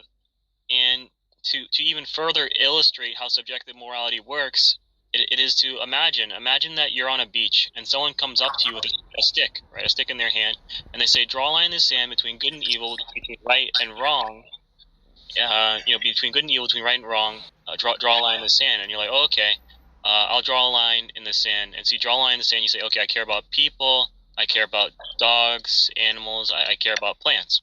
And so then they go and they take that stick and they give it to like Tonlock and say, okay, Tonlock, draw a line in the sand between good and evil, between right and wrong. And Tonlock's like, hey, you know what, I had enough of all these people, I just like the animals, I'm only going to protect the animals. So he draws a line there. And then someone takes the stick and they say, okay, like here you go, AJF. Here's a stick, draw a line of sand between good and evil, right and wrong. It just says, hey, I just care about the plants, and so on and such forth. So what you're going to end up with is a bunch of lines in the sand all over the place. But which is the line that everyone else is morally obligated to follow? Well, the answer would be none of them, because as a human, I'm not morally holier than you or morally above you, and as a human, you're not morally above me. So what it comes down to is enforcement. Like whoever can force their line on other people is just the end result. Is like this is what happens, and if you don't follow this line, consequences can occur, and that's all that it comes down to is just repeated appeals to consequence. So that's the problem with objective morality, is at its very kind of bottom layer is just people drawing lines in the sand, making it utterly meaningless, right? So what are your thoughts on that? Right. So right. As far as like you're saying, I was saying it's subjective, and my understanding is that you're saying that there's a certain set of there's a system external to us that's not subjective of our mind that kind of dictates the good and evil, which is basically that Christ, and he so explain that to me, right? So it's like, if I were to be a believer, right? I'm an atheist, I'm a Muslim, I'm a whatever, right? I'm a guy who is trying to become a Christian, right? I'm an atheist, but I have done living my nihilistic life. I am finished with the nothingness of the world, and I want to believe in Christ, right? And you're supposed to explain to me, like a brother, what Christ is all about. Explain to me this. Explain to me, how is it that there's an external, right? You're saying there's an external, not subjective, right? This is not something that's coming from our mind. This outside of us that dictates what's good and bad. And tell me what that's all about, and what Christianity has said about that. You acknowledge that there's something external to us, although you tried to deny it. No, I'm just playing mind games. When you said, hold on. When you said that we all know that there are certain things that are wrong, you are acknowledging that there is some moral standard external to us that you can't account for. Sure. Well, what is that? There's your answer right there. You know that there's a moral standard. It could be a platonic thing. It could just be something. What is it? Jesus? Like, what is this external thing, though, guys? Like, yeah, it's the moral standard that God wrote in your heart. That God wrote in our heart, but Jesus reminded us of that. Like, that's why you know. That's why you know that there are certain things that are wrong at all times in all places. But you just can't account for it in your worldview, where you continue to say that there is no God and you don't need God. As it turns out, you do. Okay, but where does Jesus kind of play into all of this? That Jesus is your redemption, your path to redemption. Okay. You're getting into like a deeper theological type conversation, which is fine, but that's not really the conversation that we're having here. Oh, okay.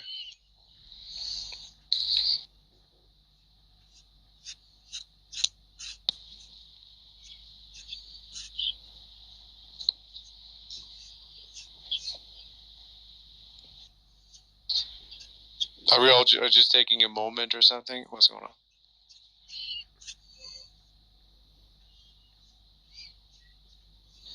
Can you all hear me?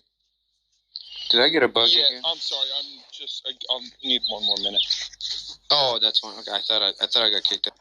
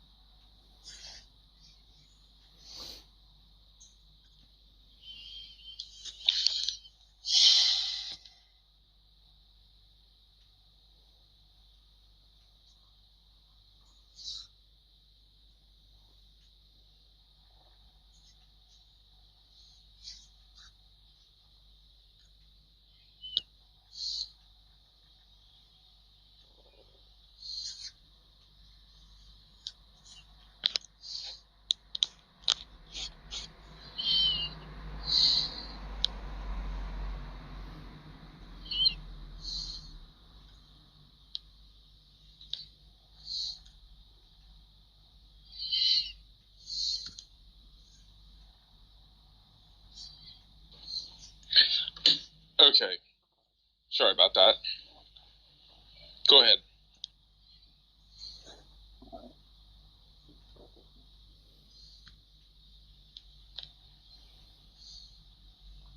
Right.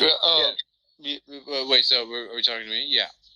Yeah. So you were about ready to explain how, from your worldview, where you reject a moral standard that is external, how you can account for a single universal moral declaration, meaning when you declare something to be either moral or immoral, that it's going to be applicable everywhere, such as not raping a child.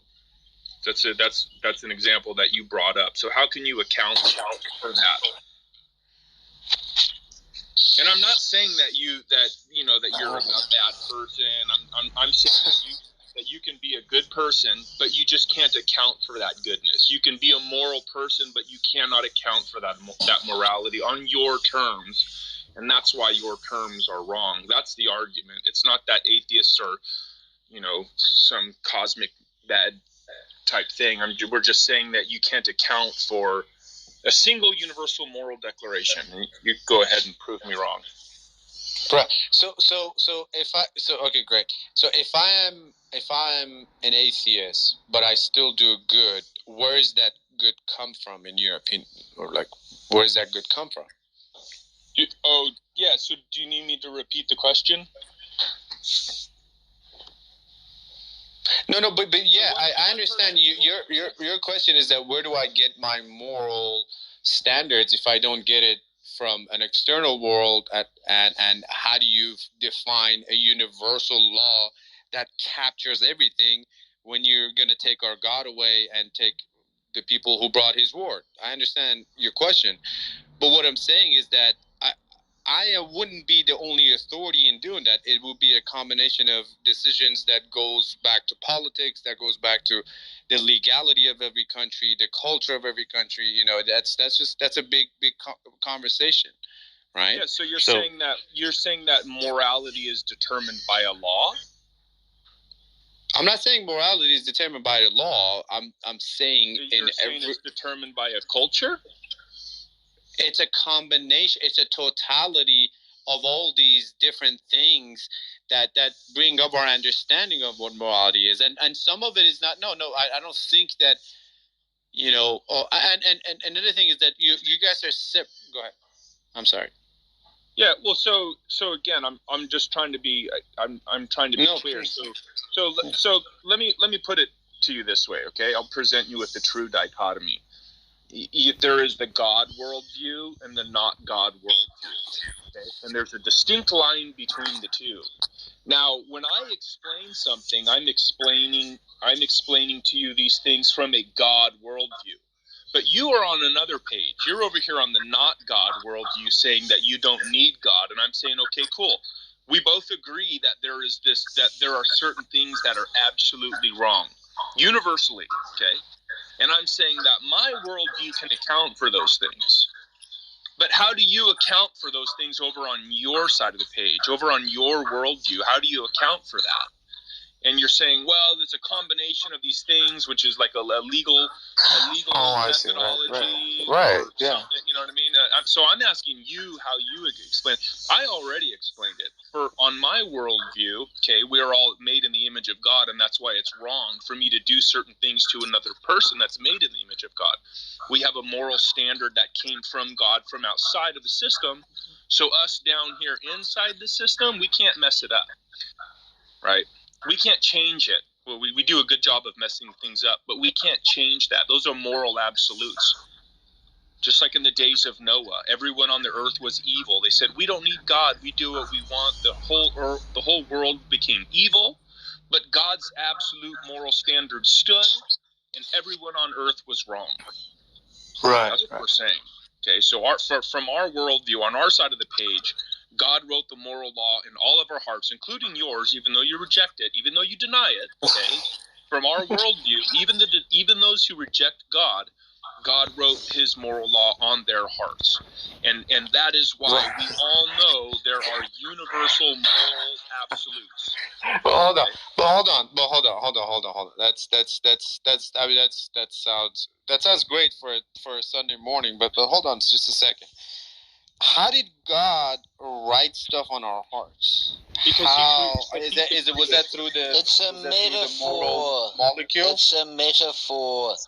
Dawkins, it's a metaphor. Don't be so basic. Well, you can't. Okay, well, if I'm asking, you can't use a metaphor for something that. If you're gonna say that there's a God and a Savior and a thing, you have to give me good evidence. You can't just use a metaphor, right? Yeah, let me explain that, because I'm going to agree with Gavin in a sense so imagine somebody saying, well, how is it that my phone operates within these certain parameters? Did someone just kind of like program it that way? Yeah. Yeah. Okay. But we're different. I mean, you can't compare us to iPhones. Like, human beings and iPhones are two different things. Like, okay. But you understand the analogy. And I understand the analogy, but it's not a good analogy, right? Because human beings can make iPhones, but we can't build another human being. And I can tell you that there's something is not out there that can just build us, right? And I don't know if there is. I don't know if there's a thing out there that can build us, but I can tell you that it's not the Christian or the Muslim or the Jewish God we've been told. I can tell you what it's not, but I can't tell you what it is. That statement, Dawkins, you're all over the place. That statement you made is self-refuting. Because if you don't know what it is, then you're not in a position to say what it's not. And you can what do you mean? What do you mean? I can say I don't know. I don't know. There's a lot of things. I don't know. There's a lot of things you don't know. Well, wait, you guys. Can't you agree that we're energetic beings? Yeah. So, Dawkins, it appears that I'm going to have to cue that ABBA song again, because you're being a dancing queen, and you're not. You are free. You are free to reject. Come on, y'all. You guys are not listening to each other. So, agree to disagree. Yeah. We're not agreeing to disagree. So you can. No, we disagree categorically. Right. We're not agreeing. But I'm not agreeing with your disagreement. So you are free to disagree with me. But again, the question that I've posed, the only question that I've asked, stands. How can you, since you reject God, since you reject a moral standard external to yourself, since you reject objective truths that come from outside of the system, since you reject all of that, how can you account for that? Because if you can't account for it, then it doesn't exist on your terms, and therefore your terms are false. No, I can account for it, but first of all, I don't necessarily need to have a backing to have a belief system. You understand what I'm saying? Like, I don't need to believe in a God to say that I have to do good or bad things. You're saying that I get what you're saying. You're saying that I have a God view, and hold on. Let me just You never said that. Hold on. Right. I never said that. You're right. I shouldn't say. Hold on. So let me clear it. Let me clear it to see. Maybe I didn't understand what you said. You're saying that I'm looking at it from a God's view, and when you look at it from a God's view, we have, the Christianity.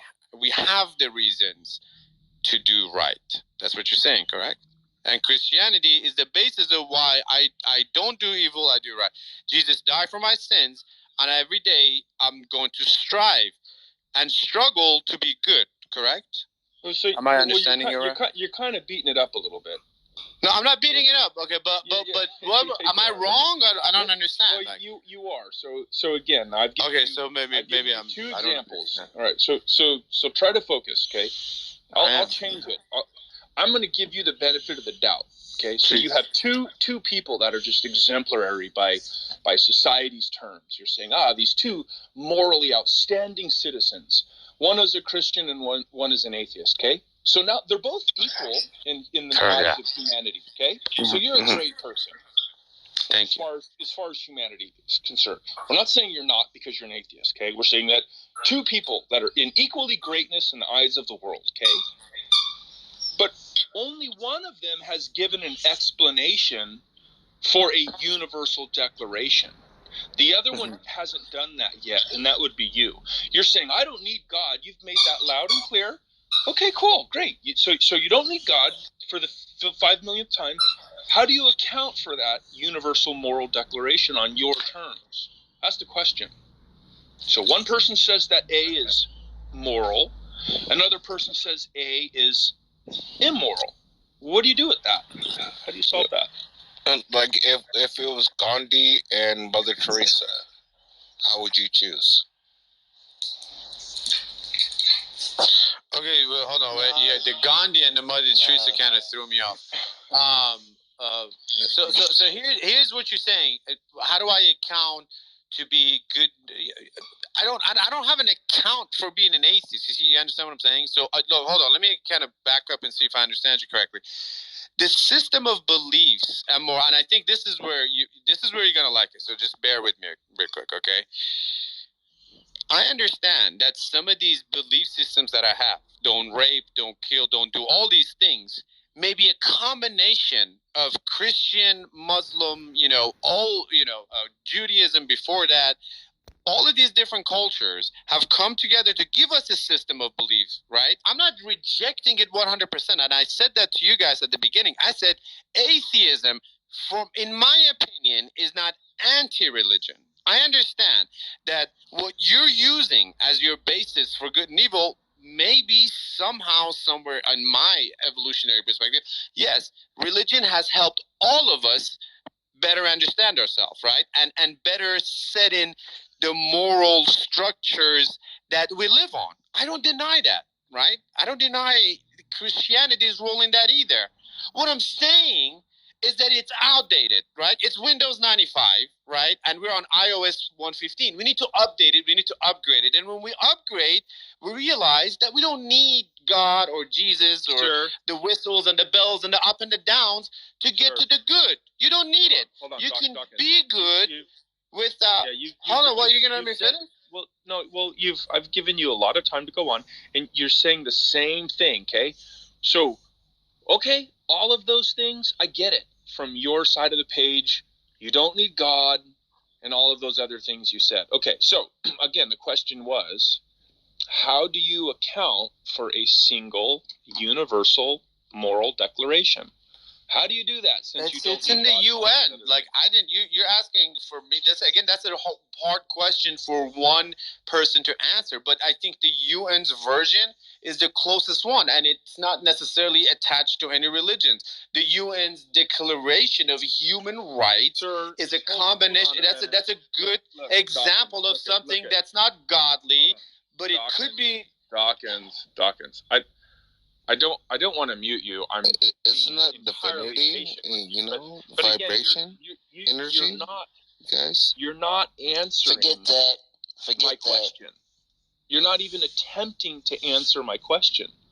You're going on and on and on about all of these things, but you're not answering my question. Okay.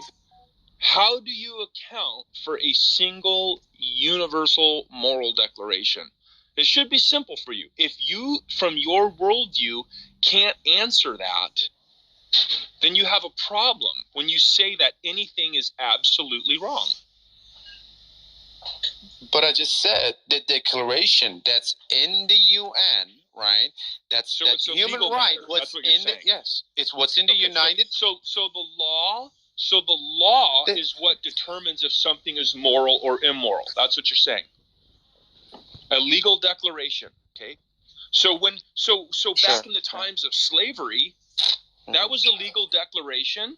Sure. That was right. Absolutely. It was a wrong legal declaration. And we had to change it. Whoa, you just contradicted yourself. You said on your terms, from your worldview, where there is no God, loud and clear, you said that morality was determined by a legal declaration.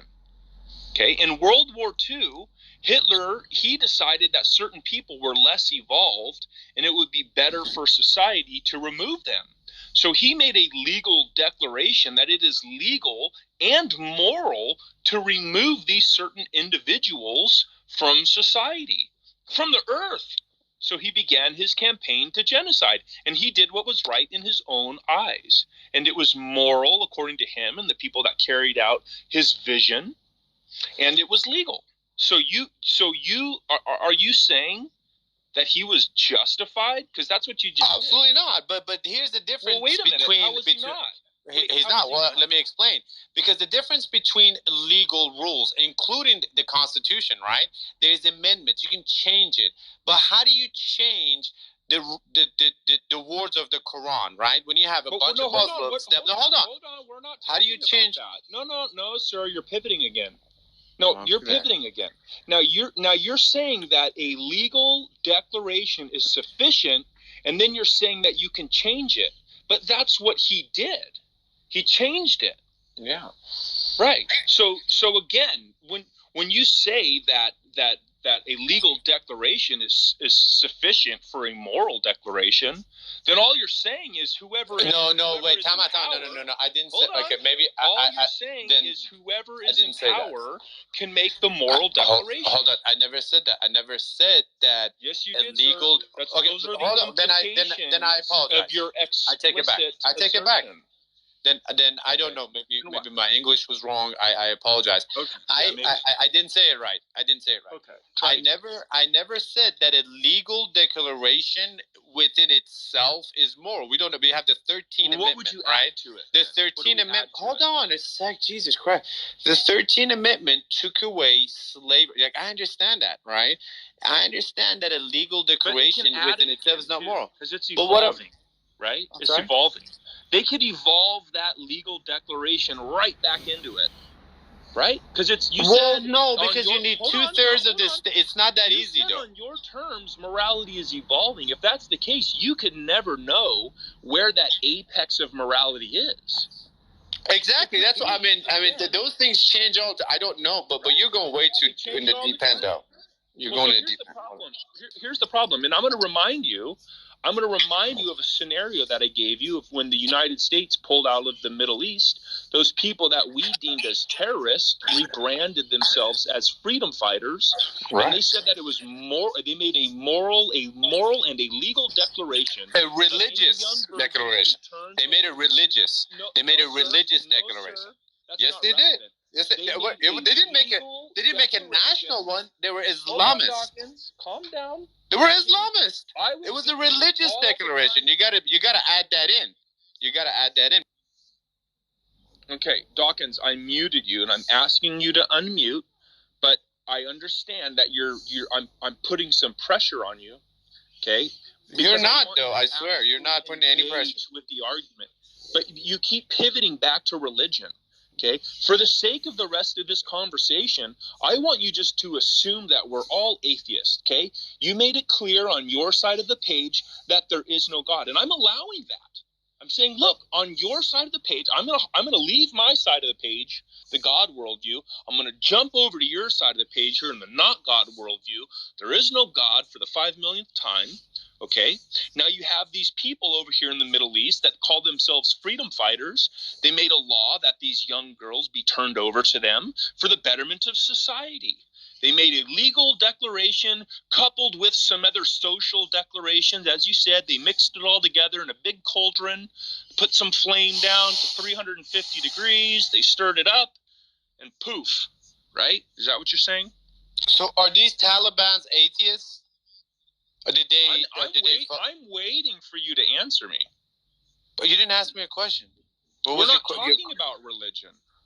Then what are your question is?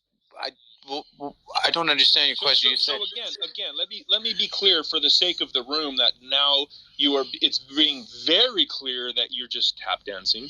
Okay, I am asking you how you determine what is moral and immoral. I'm asking you how can you account for a single universal moral declaration? You continue to say you don't need God, that's fine. The religious views of other people are not relevant. Okay?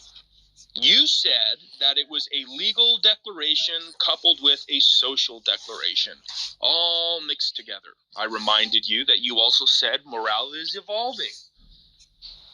So I'm waiting for you. How do you get that universal declaration if all moral declarations are just personal?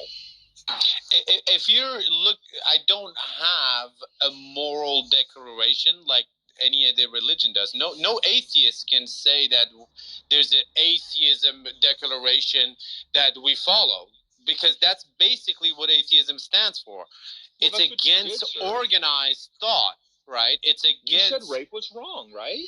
At all places and all times. But then you contradicted yourself. But then you contradicted How did I yourself contradict myself? How am I contradicting myself? Because you said morality is subjective, and then you said atheism doesn't make universal moral declarations. That's a contradiction. On one hand, you know that rape is wrong, but your world, and we agree, but your worldview can't account for it because your worldview is false. But that's you're forcing this on me. You're saying that your worldview is false because you're setting the premises for me to fail, right? But that's not what I'm saying.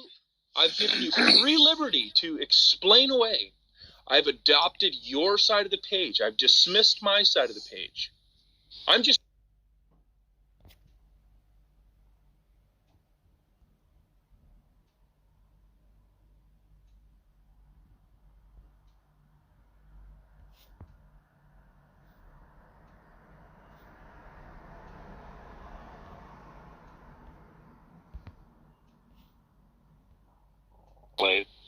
Yeah, it's gross. I don't like the smell, to be honest. Your smell is terrible. It's bad smell. You know, what's weird is I actually like the smell.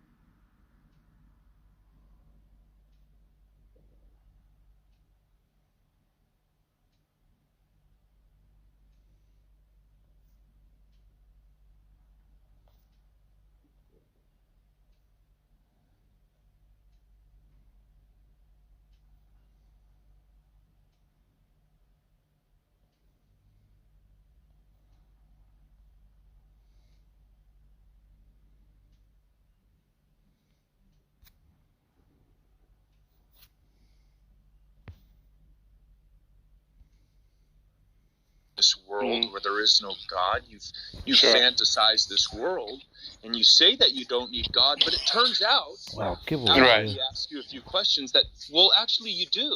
Especially if you want to make a single, universal moral declaration. So now, let me ask you: does this? Hold on. But why do you need God to make? What do you need God to make a single? Why? Why do you need God? That's the important one, though. Because you can't. But why can't I do it with you and everybody else? Why is it that there has to be? But hold on. That's a good one. That's a very easy question to answer, Dawkins. Very easy. All right, so here's an example. Man. So if you or I were to kick a puppy into a river, would it be like good, evil, or doesn't matter? I'm sorry, what was your question again? I apologize. No problem. If I were to kick a puppy into the river, would it be good, evil, or doesn't matter? Well, I mean, if you kill a puppy, that's just wrong. Like, you understand what I'm saying? Like, don't kill puppies. Like, again, but you don't need. I don't need to believe in a God to think that killing puppies is wrong. And I don't necessarily need to have a certain sort of belief system to think that that's wrong. Turns out you do, though. I don't necessarily say where it comes from, right? Because that's what Red Define is doing. Red Define is saying if you don't say where it comes from, it's completely false. How is it false? Let me ask my question. Let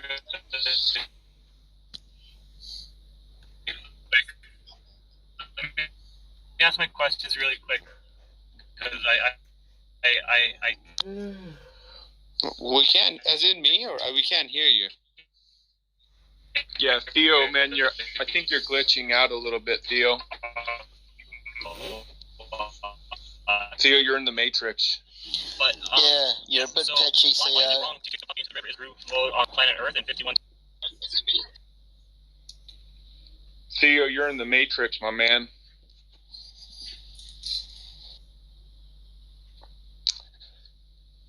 Yeah. So Dawkins, my next question. Talk to me. So far you haven't been able to answer one, but that's fine. I'm hoping this next one you can answer. Okay. So it seems like you've imagined this world where there is no God. You've imagined it in your mind. Yeah. Yes. Okay. Can you show me how it is that this world where there is no God is the actual world? Oh, okay. That's a very good question. I mean, that just kind of goes to Descartes. I mean, what I believe in is what I touch, what I feel, what I know. And other than that, I don't have anything else. Like, I don't have any other. Do you believe in Antarctica? Antarctica? I mean, maybe. I don't know. You're going. Well, why are we talking about Antarctica? Do you believe in a globe Earth, or are you a flat earther? Oh, fuck no! It's definitely a globe. Don't tell me the world is flat. Hold on. Are you going to tell me that the world is flat? Because then I'm going to leave right now. Well, I'm asking you. You said you. No, if you tell me the world, I'll play around with you with Jesus. But if you tell me the world is flat, like this is it. Like I'm. Well, I'm asking you. You said that you only believe in things that you can touch and feel. But do you believe in the number 7? That's not something. Hold on a minute. You're bringing math into this. I just put the number 7. The number 7. Did you touch that or feel that? But 7 is a subject. So that's not what I'm talking about, dude. Do you believe in the concept? 7 subjective. Subjective. That's what I'm going to tell my. You know what? That's what I'm going to tell my math teacher, Gavin. I'm going to tell my math teacher when I get all my answers wrong. I'm going to say, "Hey, look, Dawkins told me it's subjective, and it's my truth. My answers are right." Well, that's not. I never said numbers are subjective. We're talking about God, but you want to talk about numbers? Okay. That's a different story. You're misrepresenting. So, what about the concept of walking? Do you believe in the concept of walking? The concept of walk, yeah. I mean, I usually put one foot in front of the other, and then but you haven't felt. You haven't felt. I feel it in my muscles. I feel it in my quadriceps, my hamstrings, my fingers. What color is the concept of walking, sir? Say it again. What color is the concept of walking? Well, it depends on your mood. So sometimes you walk in red, sometimes you walk in green, sometimes you walk in blue. Sometimes you walk with a black heart. Sometimes you walk with a white heart. So was Descartes wrong? And that's Descartes. I mean, it's Descartes. Some of the stuff he said was good. So the other ones was bullshit. But some of it was good. Yeah, he helped us understand the world better. But some of the stuff that he said was complete bullshit. Well, but you said you only believe in things that are tangible. But the number 7 isn't tangible. No, I never said that. What are you talking about, dude? I never said. Are you trying to convince me that I don't believe in number 7? Like, what are you talking about? Well, no, I believe in 7. I said that there's a subjective truth, and 7 is a subjective truth in our head. Like 2 + 2 is 4. I get it. Like, you're not making any sense. Like, get to the point. What are you trying to get out of me? Because if you're gonna cross-examine me, you got to get to a point. You can't just cross-examine out of your ass. Like, you got to get to a point. What's your point?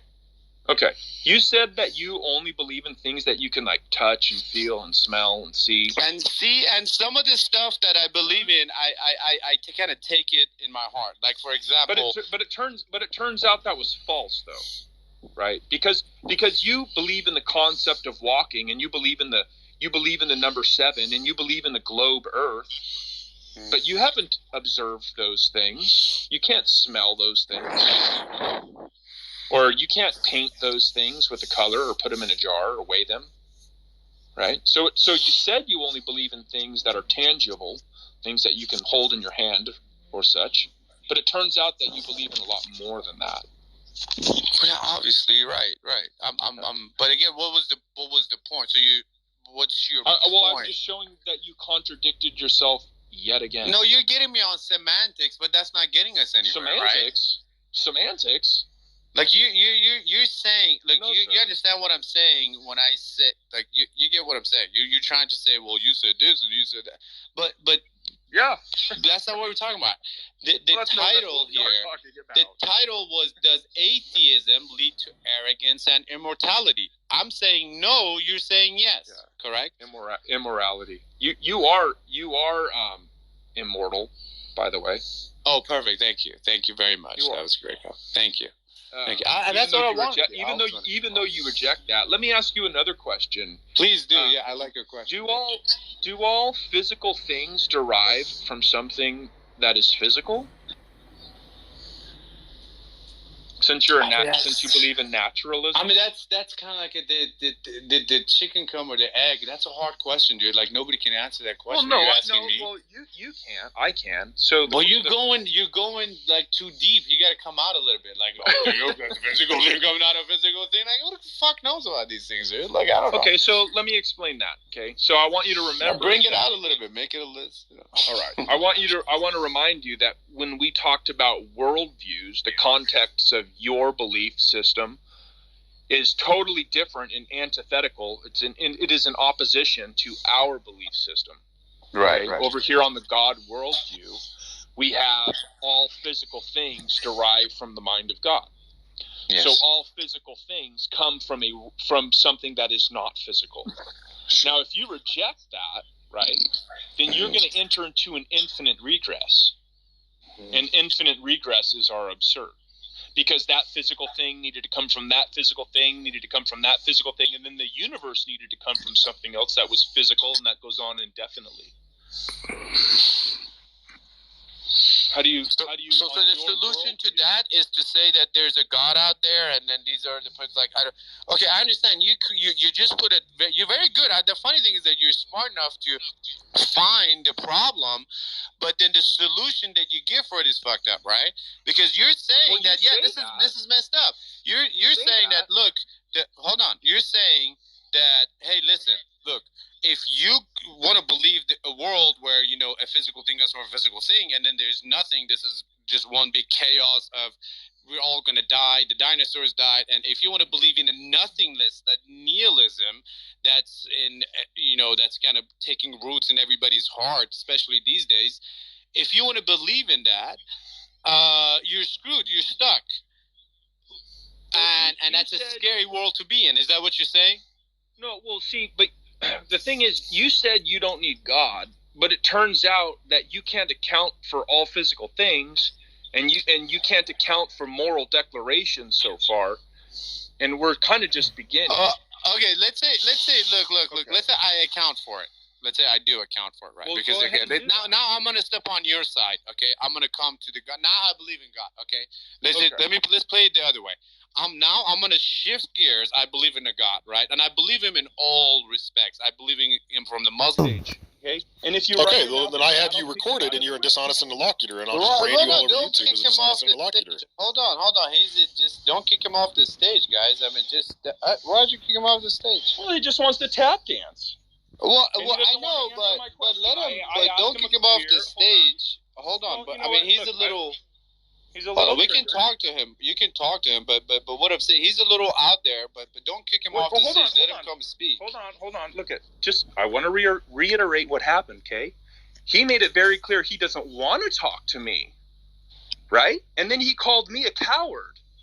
Yeah, but you shouldn't. I mean, he can call you a coward. He can say all those things, but you can don't just kick. You can just let him keep going. Like that's fine. You can't kick him off. Like because when you kick him off. Do you see just the bring irony, him up. Though? Do you see the irony? He says, I don't want to talk to you. No, but that's just the way he talks. That's just the way he talks. Dawkins, stop. Dawkins. Sam is a mod. Now, when a plebeian comes onto the stream, onto the channel, and says, I don't want to talk to you, but then throws an insult, that is grounds to, at the very least, move them to the audience. He's gone anyways, guys, so I guess let's move on. Well, hold on. The point is, if you're going to tell me that you're no longer going to talk to me, then you can't call me a coward. No, he was an asshole. Right. Yeah, he was just out here. I agree with you. He was an asshole. But what I'm saying is that when you get people like that are like assholes, like I think. I get it. You're a great guy, and I totally understand, Gavin. You have all the rights to kick him out. I'm not saying how to run your room. This is your room, and I'm a guest. if you want to, it's fine. Well, what I'm saying is that when guys come out like that, like let him keep speaking, because you guys have the ability to show and strip away his assholeness, but also show where he's wrong, right? Well, you guys even did that with me, right? I said a lot of things, and you guys were like, "Well, you're wrong on this," and it made me think. He had a pretty strong position, and he was a little aggressive about it. But you guys still should have let him just kind of get it out and then attack him that way. Would you say he was arrogant, Dawkins? Would you say he was arrogant? He was really arrogant. Yeah, it was. Look at the title of the room. Look at the title of the room. He didn't even really address what I said, though, because he tried to make it seem like that I was pivoting from ontology to just the definition. But that's where you got to challenge him, right? He's the arrogant, immoral atheist. You have to challenge him. You were talking to King Xerxes, weren't you? Yeah. Man, I don't even know what this guy. King Xerxes is a piece of trash. I didn't get a chance to talk to him because I was working. Yeah, he did. I wish I would have got said afterward, because I had said that whenever we're talking about just the issue of subjective or objective morality was laid within the premise of that is the ontology. So whenever I was asking about the definition, I wasn't just asking about what we would classify, like just what words we would use to describe it. I was asking about the nature of it, and he didn't even address that whatsoever. Yeah, he started asking you dumb questions like what's objective. Let's just kind of walk away from all that, and just kind of go back to the general question of, if you're an atheist, are you going to come out like this arrogant guy and be like, oh, fuck everybody, I'm just going to... I don't think most atheists are like that. I don't think most atheists are immoral. I don't think that most atheists need to necessarily have a certain set of belief systems or a book to say that we're not going to rape little girls or murder people. But you guys are saying no. Dawkins. Most atheists that are on YouTube, I'm not saying all, but most atheists that are on YouTube are arrogant and ignorant. I agree with you. I can't say that I don't agree with you. They are arrogant, but they're not immoral.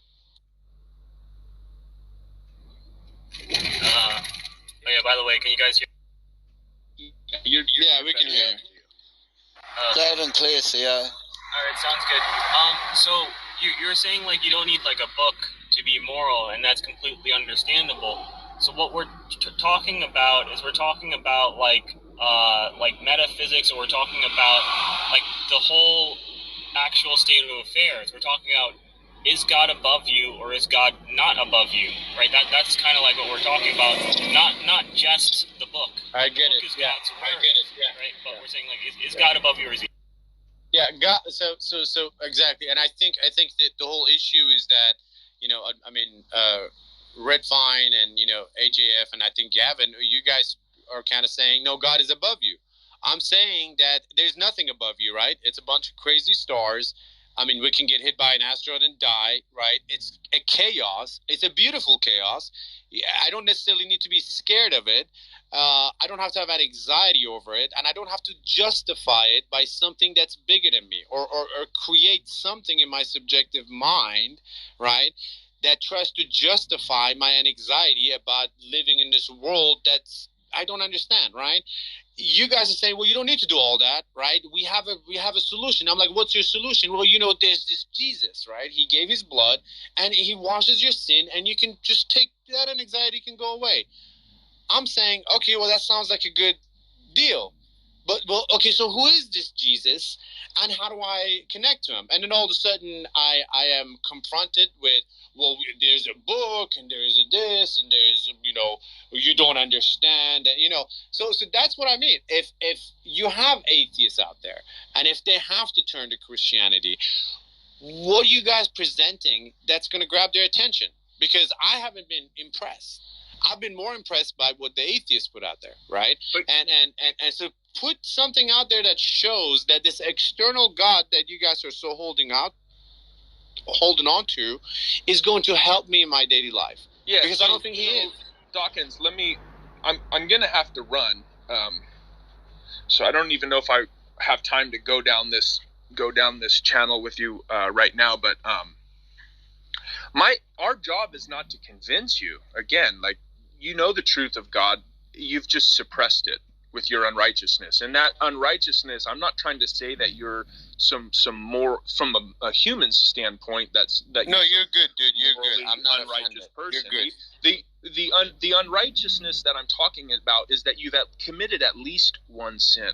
Okay, you can be a pillar of society in a moral sense from the eyes of humanity, but you are unrighteous in that you have done at least one thing wrong, and that one thing, whatever it might be, which you've rejected Christ, that's the worst. But you've done at least one thing that's going to disqualify you from the fellowship and the relationship with the God who loves you. That's the problem. Okay, but when you make the assertion that we haven't convinced you, are you trying to say that beliefs held without evidence are irrational? Is that what you're saying? No, I know where you're taking me. I'm not going down that road with you either. Yeah. So because then no, but I don't know. Can you stick around me, or are you leaving? What are you doing? I don't know. Because I know Theo wanted to talk to me too. But if you want to go, let's not go down that rabbit hole. All right. Next time. Look, I did enjoy our conversation, and yeah, of course. I know we get passionate about that, but I did enjoy it, and it was good to see all you other guys too. So you guys take care. All right, man. God. Thank you. Hey, thank you. That's right. The God that you know, bless you too.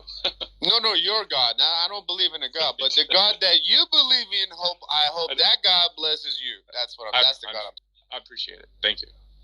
Bye, guys.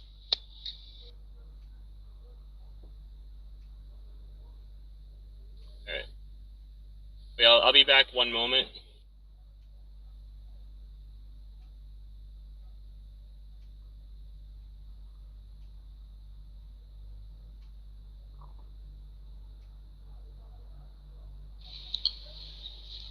Yeah, that was my first and probably last interaction with King Xerxes, because he didn't really address what I said at all, and then just try to pretend that I was shifting. Yeah, no, King Xerxes was on something. Like he just walked in here just completely. But I mean, he shouldn't have been thrown off though. I think he should. I think if he would stick around, like something good came out of it. But that's not my room. But what was your question, AJF? Maybe like I can answer that. What was your question again?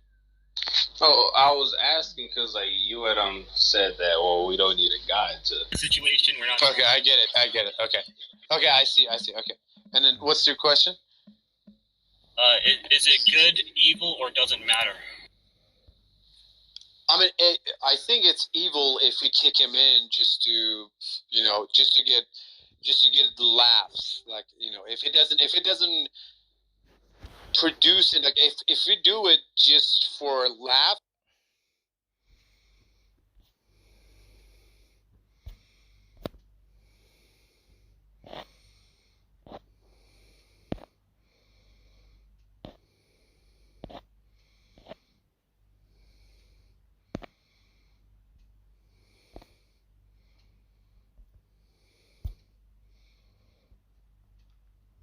Good, evil, doesn't matter.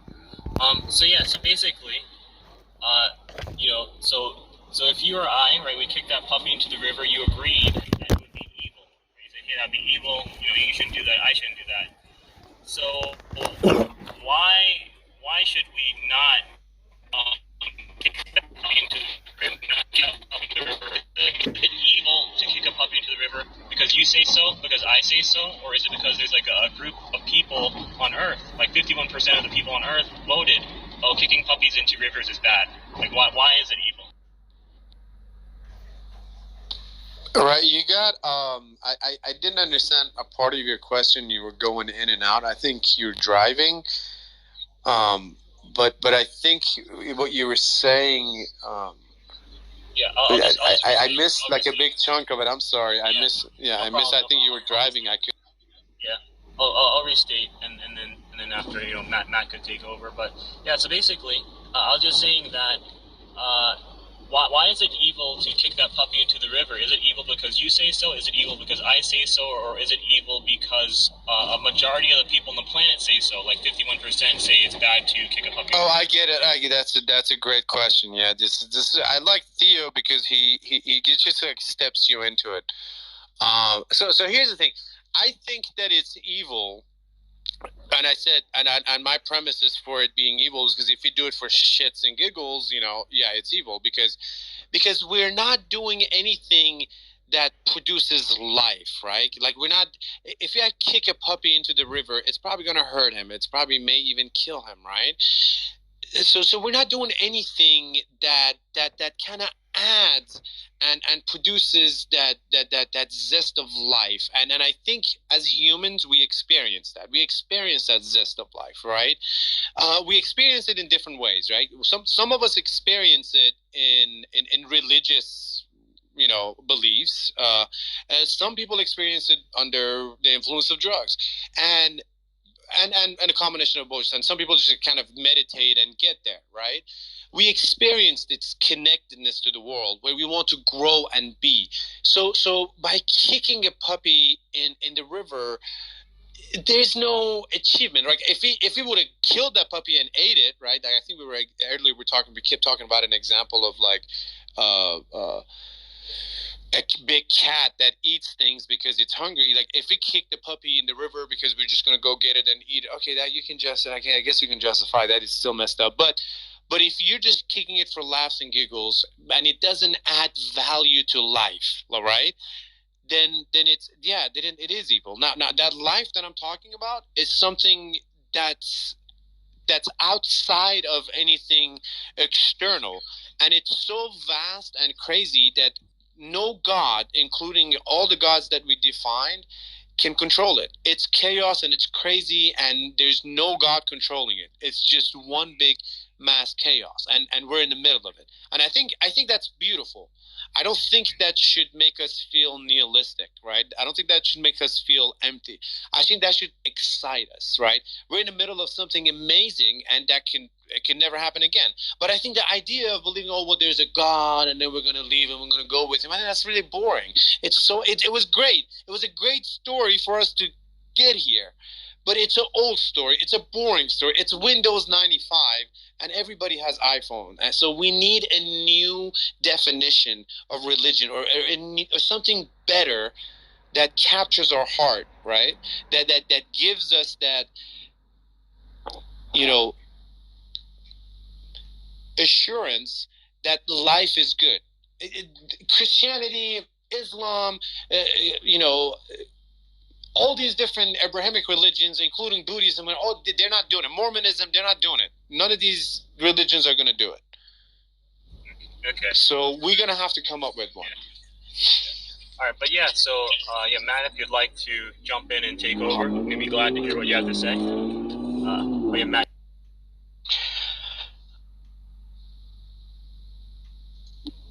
Yeah, my mic wouldn't click off there. Yeah, I was kind of half listening. I'm not sure what the discussion is. I'm just listening, but if you want me to answer a question, I can try. I'm not sure where you guys are going with it. A lot of ambiguity and undefined terms, I heard, which doesn't validate anything. So, The issue of morality. What about it? So, go ahead, Blue. He says we don't need a God for morality. Ultimate morality or subjective made-up morals?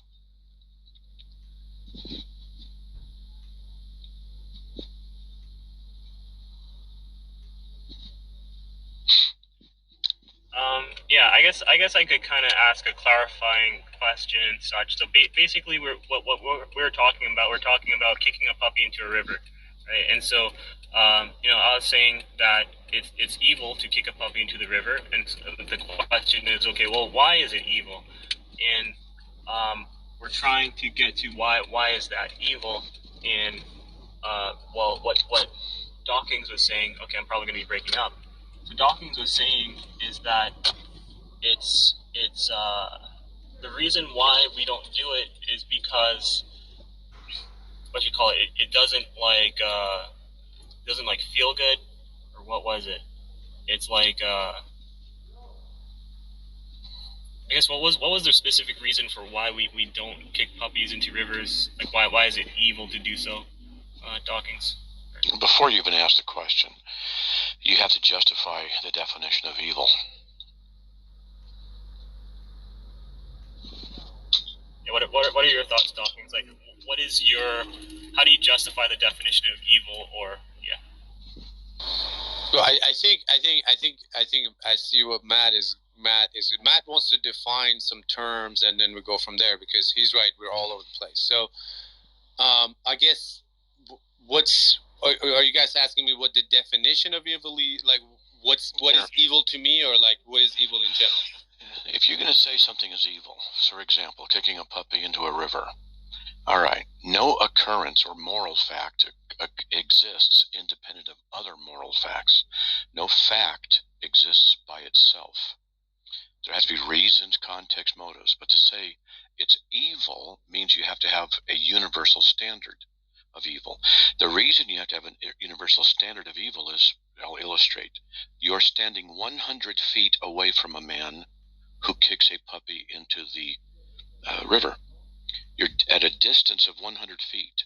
You say where you're standing, it's evil. You're then saying by that him, 100 feet away, a different person, has committed an act that is wrong. What is it that must be in place in order for you to have the validity of that statement, say it is wrong, that applies to him and anybody else who would do the same thing in that same context, a year later or a year before? Because then what you're saying is evil is based on an action, and that it doesn't depend on where it is or when it is, because it's evil by nature. Well, how do you have evil by nature out of an action?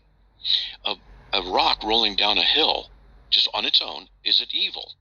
Well, no, because, well, it's an action. Is kicking a rock down a hill evil? No. But what if you kicked a rock down into a on purpose, a playground full of children? Now that is evil, right? Well, or is it? Well, you're identifying a universal quality called evil. You have to be able to establish what is a universal definition of evil. Without being able to say what it is universally, you can't say anything's evil. You have to start with the beginning. Okay. Correct. And perfect. And this is a good premises for us to start on. Okay. So I guess, Matt, that was the whole point. So I am an atheist, right? And that's what these guys were telling me. They were saying that you don't have, like, Christianity has, like just like you said, there's a beginning, right? I'm an atheist. I don't believe in a beginning. I don't believe in that. So where do I begin, right? And that was the whole question. And you're absolutely right. Like, what is? I understand that kicking, and just like me and Theo were talking about earlier, I understand that kicking that dog in the river was evil. But where do I get that sense? The fact that I don't believe in Christ and I don't believe in God, but I still have some goodness in me. Where does that come from? And if you can kind of tell me, where do I get my morality from? Because I don't know either. Because that's what these guys were asking me earlier. They're like, "Where do you get it from?" I'm like, "Well, I don't know. It's there. I know I'm not supposed to murder. I know I'm not supposed to kill. I'm not supposed to rape. But where do I get mine? And if you can kind of give me where do I get, or somebody like me, all days, where do we get our morality? Not a holier than thou sort of situation, right? It didn't come from no. It's just a book. It's just like any other book, and it has some very great information in there, and it has some truth in there, but it also has some bullshit in there, right? So all the atheists who say that moral facts don't exist, that morality doesn't exist. No, we didn't say moral facts don't exist, buddy. Like, yes, moral facts do exist, but it doesn't come from. Well, Nietzsche is crazy. That's why he went and said, like, you're not gonna use Nietzsche as a prominent atheist, because as you know, Nietzsche went